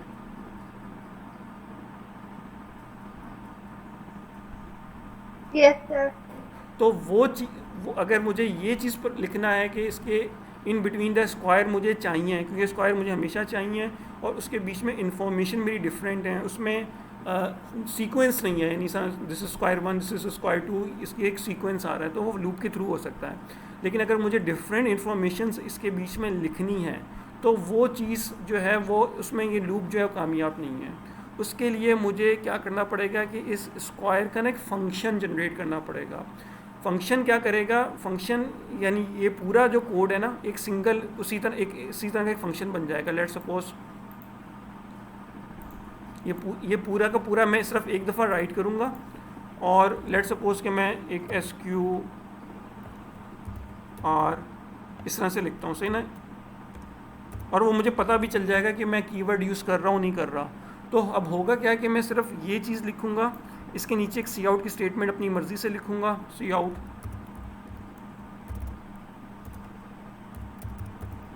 बायोमेडिकल, फिर मैं स्क्वायर लिखूँगा, फिर सी आउट लिख दूँगा ITC,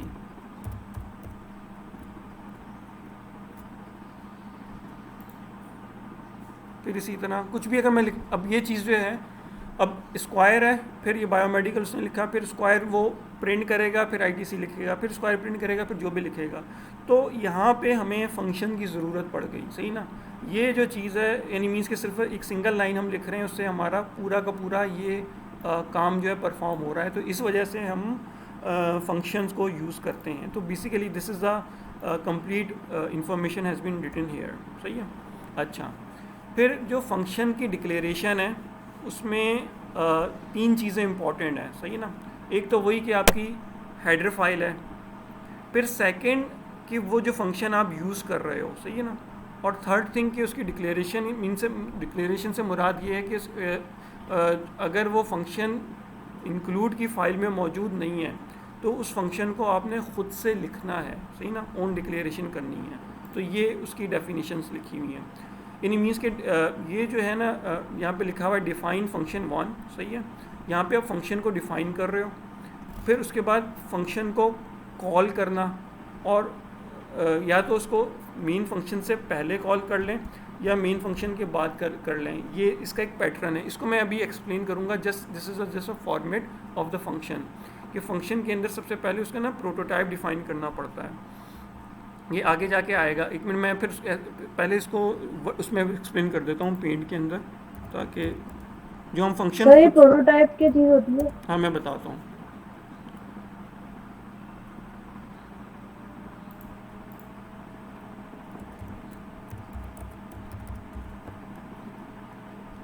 अब मैं लेट्स सपोज बात कर रहा हूँ फंक्शन की कि अब ये आपकी लैब में खुद ब खुद आ जाएगा। ईजीएस्ट एग्जांपल क्या हो सकती है, सम की मैं ले लेता हूँ, सही ना। अभी इसका प्रोग्राम भी बताऊँगा, सही ना। सम का कोई बिल्ट इन फंक्शन मौजूद नहीं है, सही है ना। यानी मीन्स के आप क्या कर रहे हो कि आप एक फ़ंक्शन क्रिएट कर रहे हो सम का, सही है ना, कि सम का, और सम का ऐसा फंक्शन है कि उसमें दो वैल्यूज़ को आपने लेना है, उसमें एडिशन परफॉर्म करनी है, सिंपल दो नंबर्स लेना है। तो जब आप फंक्शन खुद से जब क्रिएट करते हो ना तो उसके तीन चीज़ें होती हैं। Number 1 is function prototype,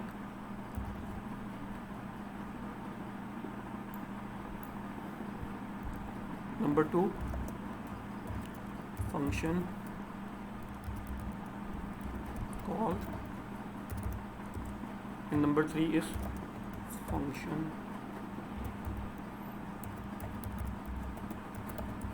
definition. ये तीन चीज़ें होती हैं जब आप खुद से अपना फंक्शन क्रिएट करते हो। 1 is called the function prototype, second is the function call, third is called the function definition, सही है।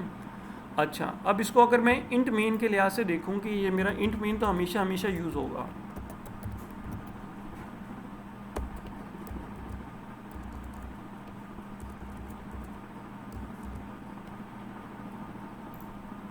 अब इसमें जो ये फंक्शन प्रोटोटाइप है ना, ये बेसिकली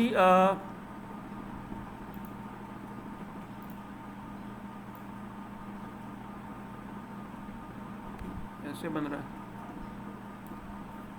इसको मैं डिलीट कर दूँ, ये ले लेता हूँ। वो इस पर्टिकुलर पॉइंट पे लिखा जाएगा।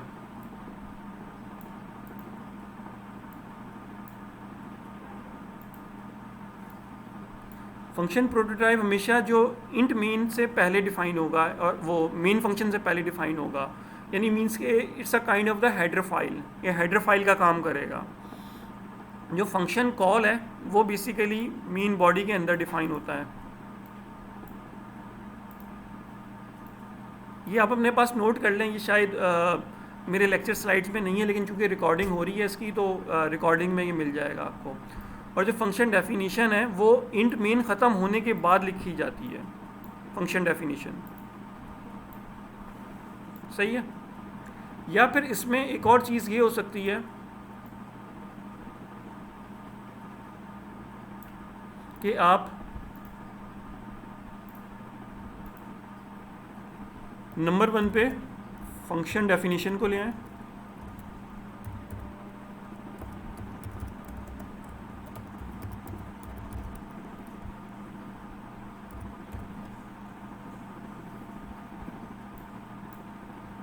और नंबर 2 पे कॉल फंक्शन को।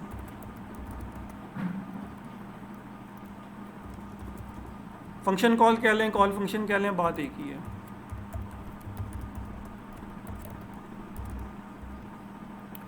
इसमें ये होता है कि आपका ना प्रोटोटाइप जो होता है वो स्किप हो जाता है, सही ना। इस तरह से अगर आपने कोई चीज़ डिफाइन करनी है तो उसमें क्या होगा कि इंट मेन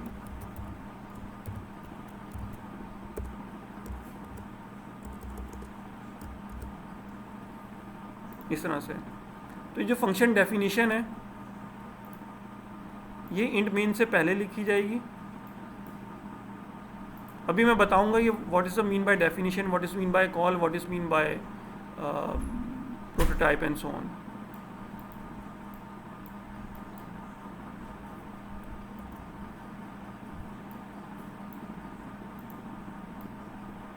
सही है। अच्छा, ये दोनों मेथड है प्रोग्रामिंग यानी फंक्शंस के, सही ना, फंक्शंस क्रिएट करने के। अगर आप फंक्शन क्रिएट करना चाह रहे हैं, मोस्टली जो मैं यूज़ करूँगा वो ये वाला यूज़ करूँगा, ताकि ना आपको ना इनका ना कॉन्सेप्ट सही से क्लियर हो जाएगा, तो it will be quite easier to understand the header files. ये मेथड भी सही है, ये मेथड भी सही है, दोनों मेथड अपनी जगहों पे बिल्कुल सही हैं, लेकिन I will prefer this method, सही ना। एट द बेसिक लेवल आपको ये आना चाहिए, फिर जब एडवांस लेवल पे चले आएंगे तो आप इसको भी फॉलो कर लेंगे। तो जो मेरी ये वाली स्लाइड है, हाँ ये वाली, इसमें मैंने ये बताया कि इसमें ना मल्टीपल फंक्शंस हैं। देखें, ये एक है डिफ़ाइन कर रहे हैं फंक्शन 1 को, एक डिफ़ाइन कर रहे हैं फंक्शन 2 को, और एक डिफ़ाइन कर रहे हैं फंक्शन 3 को। ये 3 डिफरेंट फंक्शन हैं। लेट सपोज कि पहला फंक्शन सम का है, दूसरा सब्ट्रैक्शन का है, तीसरा मल्टीप्लिकेशन का है। अच्छा, फिर यहाँ पे क्या है कि कॉल फंक्शन 2। अब जो फंक्शन है उसको मैंने इस पर्टिकुलर पॉइंट पे कॉल कर दिया। ये थोड़ी सी कॉम्प्लिकेटेड एग्जांपल है, बहुत ही कॉम्प्लिकेटेड एग्जांपल है। कॉल फंक्शन के अंदर बेसिकली क्या होता है कि वैल्यूज़ हम पास करते हैं टूवर्ड्स द फंक्शन डेफिनेशन, और वहाँ पे वो चीज़ कैलकुलेट होती है, ठीक है। और फिर 2 फंक्शन जो है मैंने फंक्शन 1 को मेन के अंदर लिया, कॉल फंक्शन 3 को मेन के अंदर लिया। इसका मतलब ये है कि जो मेरा आउटपुट है वो यहाँ पे जनरेट होगा। हमेशा जो मेरा आउटपुट आएगा वो मेन के अंदर ही आएगा। कॉल फंक्शन 1, कॉल फंक्शन 3, ये मेरा कुछ कैलकुलेशन वो आउटपुट का काम करेंगे। जो यहाँ पे जो कॉल हो रहा है ये सिर्फ कैलकुलेशन परफॉर्म कर रहा है, सही ना, ये कैलकुलेशन परफॉर्म कर रहा है। इसका यानी मीन्स के हो सकता है कि मेरी कुछ वैल्यूज़ को कैलकुलेट कर रहा है ऊपर, लेकिन डायरेक्टली ये आउटपुट मुझे प्रोड्यूस नहीं कर रहा, इनडायरेक्टली आउटपुट दे रहा है, ठीक है। तो come back towards this particular paint slide कि जो ये फंक्शन प्रोटोटाइप है, प्रोटोटाइप जो होता है ना एक जनरल कीवर्ड है, यानी मींस के जो आप लोग प्रोजेक्ट बनाते हो ना, कोई अगर हार्डवेयर प्रोजेक्ट हो, कोई सॉफ्टवेयर प्रोजेक्ट हो, all projects are called the prototypes. यानी मींस के पाकिस्तान में आजकल वेंटिलेटर के प्रोटोटाइप्स तैयार हो रहे हैं, मोबाइल फ़ोन के प्रोटोटाइप बनाए जाते हैं, सही ना। वो मींस के ऐसा हार्डवेयर जो कि टेस्टिंग पर्पस के लिए बनाया जाता है, यानी मींस के जो कमर्शियली तौर पे लॉन्च नहीं हुआ, जो सिर्फ टेस्टिंग फेज़ के अंदर एक कंप्लीट प्रोजेक्ट है जो कि फंक्शनिंग में है, तो उसको हम प्रोटोटाइप कहते हैं, सही ना। सॉफ्टवेयर के अंदर प्रोटोटाइप की एग्जांपल कुछ इस तरह से है कि आपने इस पर्टिकुलर पॉइंट पे ये चीज़ बतानी है कि जो आप फंक्शन बनाने जा रहे हो उसका नाम क्या है, उसकी टाइप क्या है, और वो उसमें क्या चीज़ इनपुट आएगी। तो लेट सपोज कि अगर हम सम की बात करें, सही ना, ये सम जो है हमने सम लिया था, पेंसिल ले लेता हूँ, ये सम जो हमने लिया था, तो अगर हमने इसका प्रोटोटाइप बनाना है ना, तो हम सबसे पहले इसका कोई नाम बताएंगे फंक्शन का, कि फंक्शन का नाम क्या है। तो फंक्शन का नाम आप सम रख सकते हैं, क्योंकि सम जो है वो कोई वो नहीं है, कीवर्ड नहीं है। तो यूजुअली जो फंक्शंस के नाम भी आप लिखें ना, तो वो स्मॉल अल्फ़ाबेट्स में लिखिएगा। इसको कैपिटल में भी लिखा जा सकता है, सही है ना। अगर लेट सपोज के एक से ज़्यादा वर्ड्स के ऊपर फंक्शन का नाम है, जैसे बॉडी मास इंडेक्स है, तो BMI को आप BMI इस तरह से भी लिख सकते हैं, सही है। या फिर बॉडी मास इंडेक्स इस तरह से भी लिख सकते हैं, सही है ना। आप फंक्शन का नाम देंगे, एक वर्ड होगा, एक से ज़्यादा वर्ड पे आप फंक्शन का नाम डिफाइन नहीं कर सकते, सही ना। सिर्फ एक वर्ड देना है। Right now my sum name is sum, सही ना, ये मैंने नाम बता दिया। उसके बाद फिर इसकी बॉडी आ जाएगी, करली ब्रैकेट ओपन एंड करली ब्रैकेट क्लोज। अब यहाँ पे हम लोग फर्स्ट टाइम क्या करेंगे कि इसमें ना ये डिफ़ाइन करना है कि इसमें हमारे पास वैल्यूज़ कितनी अपने एडिशन सब्ट्रैक्शन जो भी परफॉर्म करना है।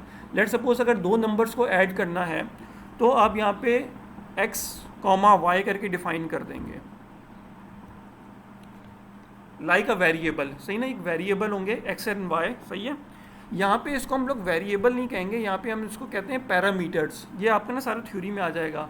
तो हमारे पास एक x का पैरामीटर है और एक y का पैरामीटर है। इसके अंदर अभी हम इनपुट लेंगे, इनपुट लेना हमारा बाकी है, तो हम अभी प्रोटोटाइप डिफाइन करना चाह रहे हैं। प्लस इसके अंदर फिर हमें एक और चीज़ ये बतानी पड़ती है कि इसकी टाइप क्या है, यानी x किस टाइप का है, y किस टाइप का है। तो यहीं पर आपको इंटीजर x, इंटीजर y लिखना ज़रूरी है।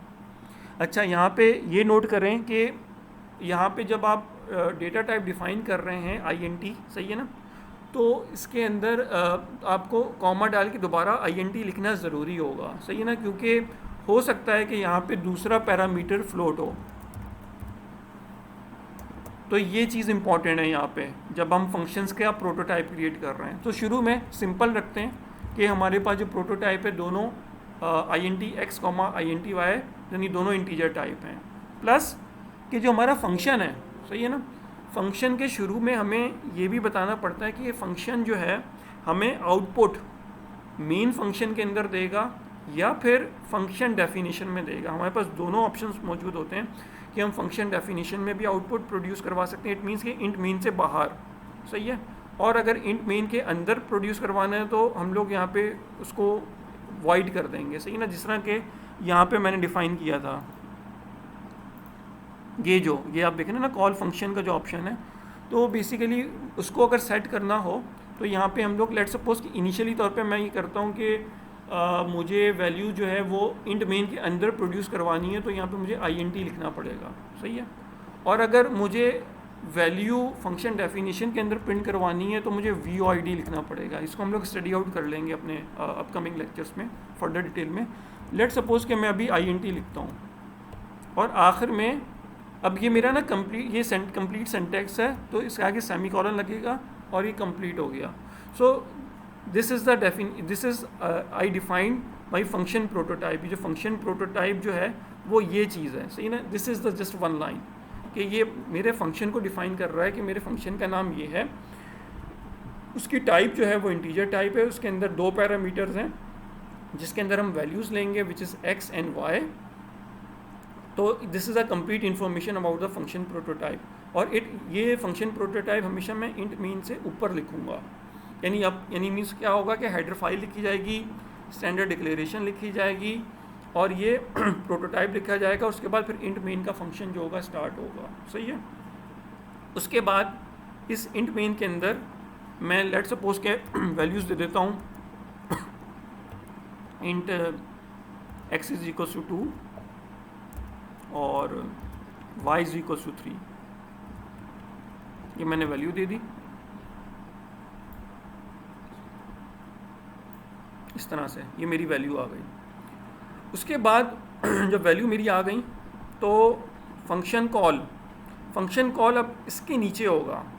अब फंक्शन कॉल को लिखने का तरीका थोड़ा सा इस तरह से डिफरेंट होगा कि जो फंक्शन कॉल है उसके अंदर हम डेटा टाइप डिफाइन नहीं करते, उसके अंदर सिर्फ और सिर्फ फंक्शन का नाम और पैरामीटर्स लिखते हैं। यानी मीन्स के क्या होगा कि सम एक्स कॉमा वाई।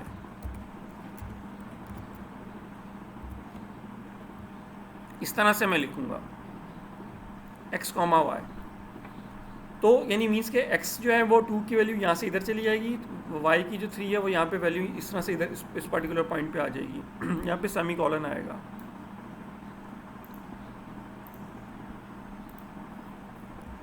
इस तरह से सही। अभी ये कंप्लीट प्रोग्राम नहीं है, सिर्फ ये बता रहा हूँ कि जो मेन पॉइंट्स हैं इसके, तो वो एक्सप्लेन कर रहा हूँ आप लोगों को।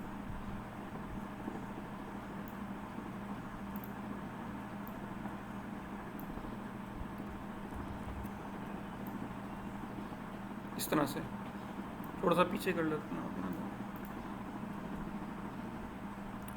तो यानी मीन्स के प्रोटोटाइप जो है इंट मीन से ऊपर आता है, और प्रोटोटाइप में आपने इंट भी लिखना है, सम भी लिखना है, int x comma int y और सेमी कॉलन लगाना है।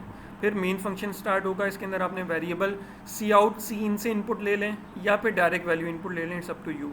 उसके बाद आप फंक्शन को कॉल करते हैं, सही ना। फंक्शन को कॉल करेंगे तो कॉल का मतलब होता है जिस तरह हम लोग टेलीफोन नंबर कॉल नहीं करते और नंबर मिल जाता है, तो जो कॉलिंग होती है फंक्शन डेफिनेशन को होती है। तो फंक्शन डेफिनेशन जो होती है, जब आपका मेन फंक्शन क्लोज हो जाता है ना, मेन फंक्शन ख़त्म होगा, तो फिर आप यहाँ पे फंक्शन डेफिनेशन जो है वो लिखेंगे, सही ना। फंक्शन डेफिनेशन जो लिखने का तरीका है वो समहाउ जो फंक्शन प्रोटोटाइप आपने ऊपर लिखा है उससे मिलता जुलता है, बल्कि ऑलमोस्ट वही है। उसमें क्या है कि मैं इसी को कॉपी कर लेता हूँ, और यहाँ पे ना सेमी कॉलन को मैं कॉपी नहीं करूँगा, इस तरह से, सही ना। सेमी कॉलन को कॉपी ना करने की वजह ये है कि ये वो चीज़ है जिसके अंदर मैं ये डिफ़ाइन कर रहा हूँ कि यहाँ पे वो प्रोसीजर है, यानी जो भी फार्मूला जो आप फंक्शन जिस चीज़ का फंक्शन क्रिएट कर रहे हैं उसका कंप्लीट फार्मूला जो है ना वो इस पार्टिकुलर बॉडी में लिखा जाएगा। तो इस वजह से यहाँ पे क्या होगा, करली ब्रैकेट ओपन एंड करली ब्रैकेट क्लोज की बॉडी बनेगी। करली ब्रैकेट ओपन और करली ब्रैकेट क्लोज की यहाँ पे ना बॉडी क्रिएट होगी, इस तरह से ये बॉडी क्रिएट हो गई। अब जो प्रोटोटाइप है वो एक लाइन की चीज़ है, फंक्शन कॉल जो है वो भी एक लाइन की चीज़ है, और जो डेफिनेशन है इट डिपेंड्स कि अगर जितना कॉम्प्लिकेटेड चीज़ होगी उतना कॉम्प्लिकेटेड आपका फंक्शन डेफिनेशन की बॉडी बनेगी, सही है। अब चूँकि मुझे वैल्यूज़ जो है ना वो वापस यहाँ पे चाहिए, जो एडिशन जो परफॉर्म हो रहा है, सही ना, वो मुझे यहाँ पे चाहिए। तो क्या होगा कि यहाँ पे सिर्फ और सिर्फ ये चूँकि सिंपलेस्ट फंक्शन है तो मैं कोई थर्ड वेरिएबल को नहीं ले रहा, वरना मैं थर्ड वेरिएबल लेके जी लेके एक्स प्लस वाई कर सकता हूँ, सही ना। मैं क्या करता हूँ, डायरेक्ट इसके अंदर अभी फ़िलहाल एक ही कमांड लिखी जाएगी which is called return x plus y, यानी मीन्स कि यहाँ पे वो फार्मूला लिखा जाएगा जो जिसके लिए आपने ये फंक्शन क्रिएट किया था। अब आप देखें फॉर द फर्स्ट टाइम जो रिटर्न है उसके अंदर कुछ वैल्यू कैलकुलेट कर रहा है, सही ना। इंट मेन था, सही ना, उसके अंदर भी रिटर्न 0 आ रहा था, उसके अंदर हम कोई चीज़ कैलकुलेट नहीं कर रहे थे। तो ये जो रिटर्न है ये वापस इस पर्टिकुलर जहाँ से आपने फंक्शन को कॉल किया वहाँ पे जाएगा, सही है ना। तो वहाँ पे जाएगा, इट मीन्स के हमें क्या करना पड़ेगा, इसके शुरू में एक थर्ड वेरिएबल लेना पड़ेगा, z is equals to this, यानी मीन्स के z में वैल्यू जो है वो इस पर्टिकुलर पॉइंट से जा रही है। अब मैं इस पूरे प्रोग्राम को ना थोड़ा सा step by step explain further दोबारा से कर देता हूँ ताकि आपको ये कॉन्सेप्ट जो है वो क्लियर हो जाए। बस इतना करते हैं, फिर उसके बाद नेक्स्ट क्लास में इसको, या फिर नेक्स्ट क्लास में फिर इसको देखेंगे, और फिर नेक्स्ट वीक में फिर एक्स्ट्रा क्लास लेके इसको फर्दर जो भी आपकी क्यूरीज होंगी तो उसको सॉर्ट आउट करेंगे। सबसे पहले आपने इसमें प्रोटोटाइप डिफ़ाइन कर दिया, सही ना। प्रोटोटाइप डिफ़ाइन करने के बाद ग्रीन कलर ले लेता हूँ, हाँ। उसके बाद फिर ये आपने वैल्यूज़ दे दी, दो values they the. Let's suppose कि z भी जो है ना, z है जो कि यहाँ पे डिक्लेयर्ड है इंटीजर टाइप, सही ना। सारे इंटीजर हैं तो डेफिनेटली वैल्यू भी इंटीजर ही होगी। तो जब आपने सम x, y लिखा ना, तो ये सम जो है हमारा कोई फंक्शन हेडर फाइल में एग्जिस्ट नहीं करता, आईओ स्ट्रीम में भी नहीं करता, कोनायो में भी नहीं करता, मैट.h में भी नहीं करता। तो इसकी जो सो कॉल्ड हेडर फाइल है ना, वो बेसिकली जो ये प्रोटोटाइप आपने डिफाइन किया है ना, ये this is the like small header file that has been created to call this particular function, सही ना। तो यानी मीन्स के जिस तरह हम लोग सी आउट यूज़ करते हैं तो वो आईओ स्ट्रीम में जाके चेक करता है, इसी तरह जो ये कॉल फंक्शन है ये अपना प्रोटोटाइप यहाँ पे चेक कर रहा है, ठीक है। कि अगर ये प्रोटोटाइप एग्जिस्ट करता है तो ये एक फंक्शन कॉल होगा, अदरवाइज एरर आ जाएगा, ठीक है। फिर उसी तरह ये जो वेरिएबल्स हैं, ये आपने इंटीजर x यहाँ पे डिक्लेयर कर दिया, इंटीजर y यहाँ पे डिक्लेयर कर दिया। फिर इसी तरह यहाँ पे x एंड y लिखेंगे, यहाँ पे इंट एंड नहीं लिखेंगे क्योंकि इंटीजर x यहाँ पे डिफाइन हो चुका है कि यहाँ पे x जो है इंटीजर टाइप है, y इंटीजर टाइप है, तो इसमें इंट नहीं लिखा जाता। जब फंक्शन को कॉल करते हैं तो इसमें वो डेटा टाइप मेंशन नहीं होते। अब यहाँ पे क्या होगा कि 2 जो होगा खुद ब खुद यहाँ से आ जाएगा, और y जो होगा 3 वो यहाँ पे आ जाएगा, सही है। और उसके बाद जब ये फंक्शन कॉल होता है ना, फंक्शन फिर क्या करता है, अपनी फंक्शन डेफिनेशन को ये वैल्यूज़ पास ऑन करता है। तो जो पहले पैरामीटर की वैल्यू होगी वो पहले पैरामीटर को डिफाइन के अंदर चली जाएगी, विच मीन्स कि यहाँ पे 2 चला गया, और y जो है वो यहाँ पे चला जाएगा, विच इज़ 3। अच्छा, मेक श्योर कि वैल्यूज़ जो है वो पैरामीटर को देख के पास ऑन नहीं होती, यानी x की वैल्यू x को नहीं जा रही, जो पहला पैरामीटर है उसकी वैल्यू यहाँ पे जा रही है। लेट सपोज कि x की जगह मैं अगर a ले लेता तो x की वैल्यू a को चली जानी थी, कॉमा b लेता तो ये y की वैल्यू b को चली जानी चाहिए थी। इसको कॉल बाय रेफरेंस कहते हैं, वो फिर मैं बाद में बताऊंगा, कॉल बाय वैल्यू कहते हैं इसको, सही है। इसको मैं बाद में डिस्कस करूँगा इस चीज़ को, लेकिन अभी बस ये ध्यान रखें कि वैल्यू जो है वो जब हमने कॉल किया तो 2 की वैल्यू यहाँ पर चली गई और y की वैल्यू यहाँ पर चली गई, सही है ना। तो उसके बाद ये वैल्यू जो है रिटर्न के पास 2 यहाँ पे चला गया और 3 की वैल्यू y की वैल्यू यहाँ पे आ गई। इसका मतलब है टोटल यहाँ पे ना 5 वैल्यू कैलकुलेट हो गई। और ये रिटर्न जो है ना, ये बेसिकली रिटर्न क्या करेगा कि वैल्यू जहाँ से फंक्शन को कॉल किया गया वहाँ पे वापस कर देगा। इट मीन्स कि जो फंक्शन है ये 2 टाइम्स एग्जीक्यूट कर रहा है। जो कॉल वाला काम है 2 दफ़ा हो रहा है, एक दफ़ा वो वैल्यू को अपनी फंक्शन डेफिनेशन को दे रहा है, फंक्शन डेफिनेशन का रिटर्न जो है वो वापस फंक्शन को वैल्यूज़ वापस दे रहा है। इसका मतलब है z की वैल्यू 5 आपको डिफाइन कर रहा है, और फिर आप यहाँ पे 5 जो है वो जब भी z को प्रिंट करेंगे तो 5 प्रिंट कर देगा। क्या ये चीज़ समझ में आई? जी sir. Definitely it's a very very complex thing. तो मैंने अपनी तरफ से यानी इसीलिए इसको पेड में स्टेप बाय स्टेप करके डिफ़ाइन किया है। इसको दोबारा से आप ज़रूर सुन लीजिएगा कि ये कैसे परफॉर्म हो रहा है, सही है ना। तो by this way the function prototype is recommended. Function call जो है वो प्रोग्राम के अंदर यानी इंट मेन की बॉडी के अंदर कॉल किया जाता है। फंक्शन डेफिनेशन जो है आउटसाइड द फंक्शन डेफिनेशन लिखी जाती है, सही ना। ये डेफिनेटली आप लोग को एक दफ़ा फिर से देखनी पड़ेगी वीडियो, ताकि आपका ये कॉन्सेप्ट जो है सही से क्लियर हो सके, सही है ना। Come back towards the particular slide, और उसके बाद फिर मैं तकरीबन इसको ना एंड कर दूंगा इस पर्टिकुलर पॉइंट पे कि जो हमारे पास फंक्शन जो है वो मैंने बताया था कि 2 तरह के होते हैं। One is called the void and the return. तो जो मैंने एग्जांपल दिया है यहाँ पे पेंट के अंदर, this is a return function की है कि इसके अंदर हम रिटर्न को यूटिलाइज़ कर रहे हैं, और रिटर्न किसका, जो फंक्शन डेफिनेशन का रिटर्न है। अच्छा, और फिर वॉइड क्या होता है वो भी इसके अंदर मैं एक्सप्लेन कर दूंगा इस पर्टिकुलर लेक्चर के अंदर। ये जो वॉइड टाइप फंक्शन डेफिनेशंस है ना, ये फंक्शन डेफिनेशन लिखी हुई है वॉइड में क्या होता है कि आउटपुट जो होता है ना वो फंक्शन डेफिनेशन के अंदर ही आता है। अब वो कांस्टेंट वैल्यू भी हो सकती है, वो कोई कैलकुलेशन की वैल्यू भी हो सकती है, विच मीन्स के यहाँ पे इस पर्टिकुलर पॉइंट पे अगर मैं वॉइड टाइप, वॉइड का मतलब होता है नथिंग, सही ना, यानी कोई चीज़ रिटर्न नहीं कर रहा कि सॉरी अगर मैं यहाँ पे वॉइड लिख दूँ और सम लिखूँ,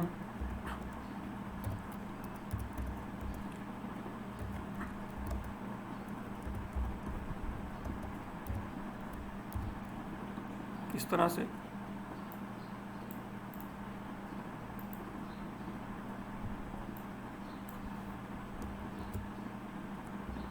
तो यहाँ पे मैं डायरेक्ट लिखूँगा cout a plus x plus Y और क्लोज। जब मैं फंक्शन डेफिनेशन में वॉइड सम लिखूँगा तो यहाँ पे रिटर्न नहीं आएगा। रिटर्न सिर्फ उस सूरत में आता है जब आपने अपना जो फंक्शन क्रिएट किया है तो उसकी अगर शुरू में डेटा टाइप आपने इंटीजर, फ्लोट, कैरेक्टर डिफ़ाइन की है तो इसका मतलब है वो रिटर्न होगा। और अगर आपने वॉइड डिफ़ाइन किया है तो रिटर्न नहीं आएगा, जो भी आउटपुट है वो यहीं पे प्रिंट होगा, मेन में वापस नहीं जाएगा। तो उस सूरत में जो फंक्शन कॉल है वो जस्ट वन टाइम काम परफॉर्म करता है कि वैल्यूज़ को पास ऑन कर देता है अपने फंक्शन डेफिनेशन को। सिमिलरली अगर आपने वॉइड सम लिखा है तो उसका जो प्रोटोटाइप जो ऊपर डिफाइन होगा वो भी यही होगा।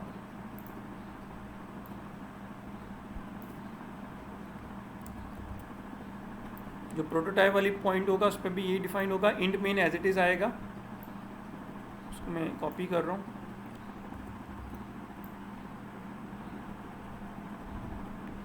ऐसे आ रहा है और उसके अंदर ये चीज़ ख़त्म हो जाएगी, जो वैल्यू वापस जा रही है ना ये चीज़ ख़त्म हो जाएगी। इसमें हमें जी की भी ज़रूरत नहीं पड़ेगी क्योंकि वैल्यू जो है वो वापस नहीं जा रही है। तो दिस इज़ द वे।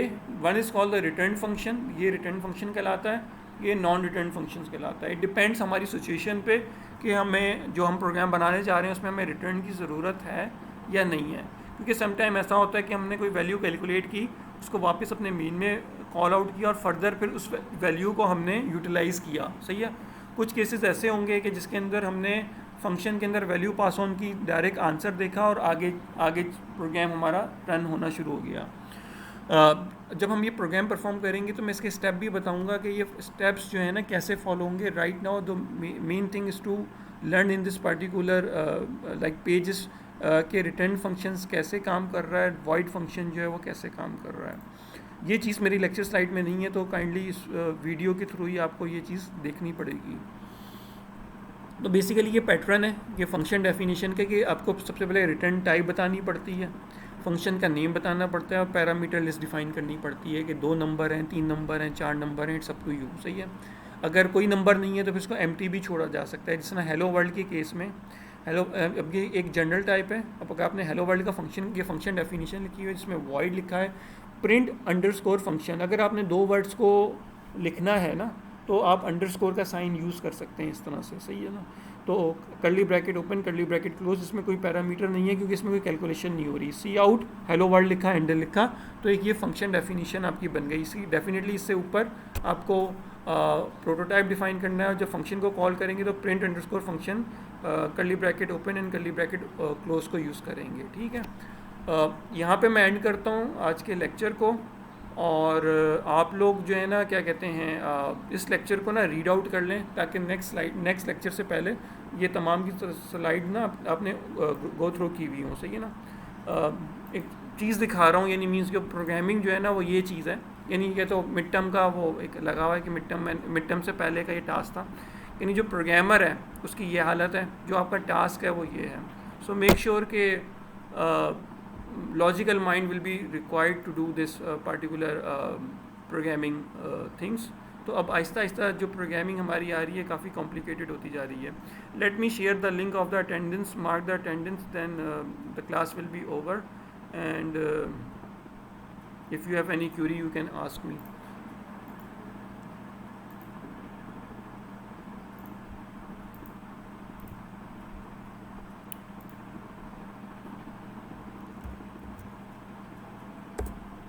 ये लिंक मैंने शेयर कराया है, इस पर क्लिक करके अपनी अटेंडेंस मार्क कर दें। रफली कितने 30 के करीब आप लोग मौजूद हैं इस time online.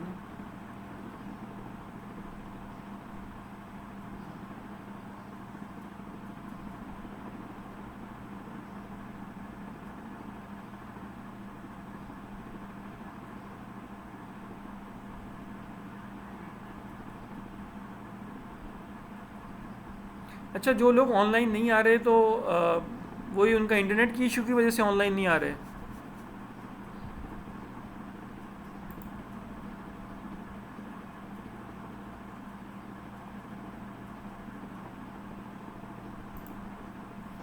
May be sir.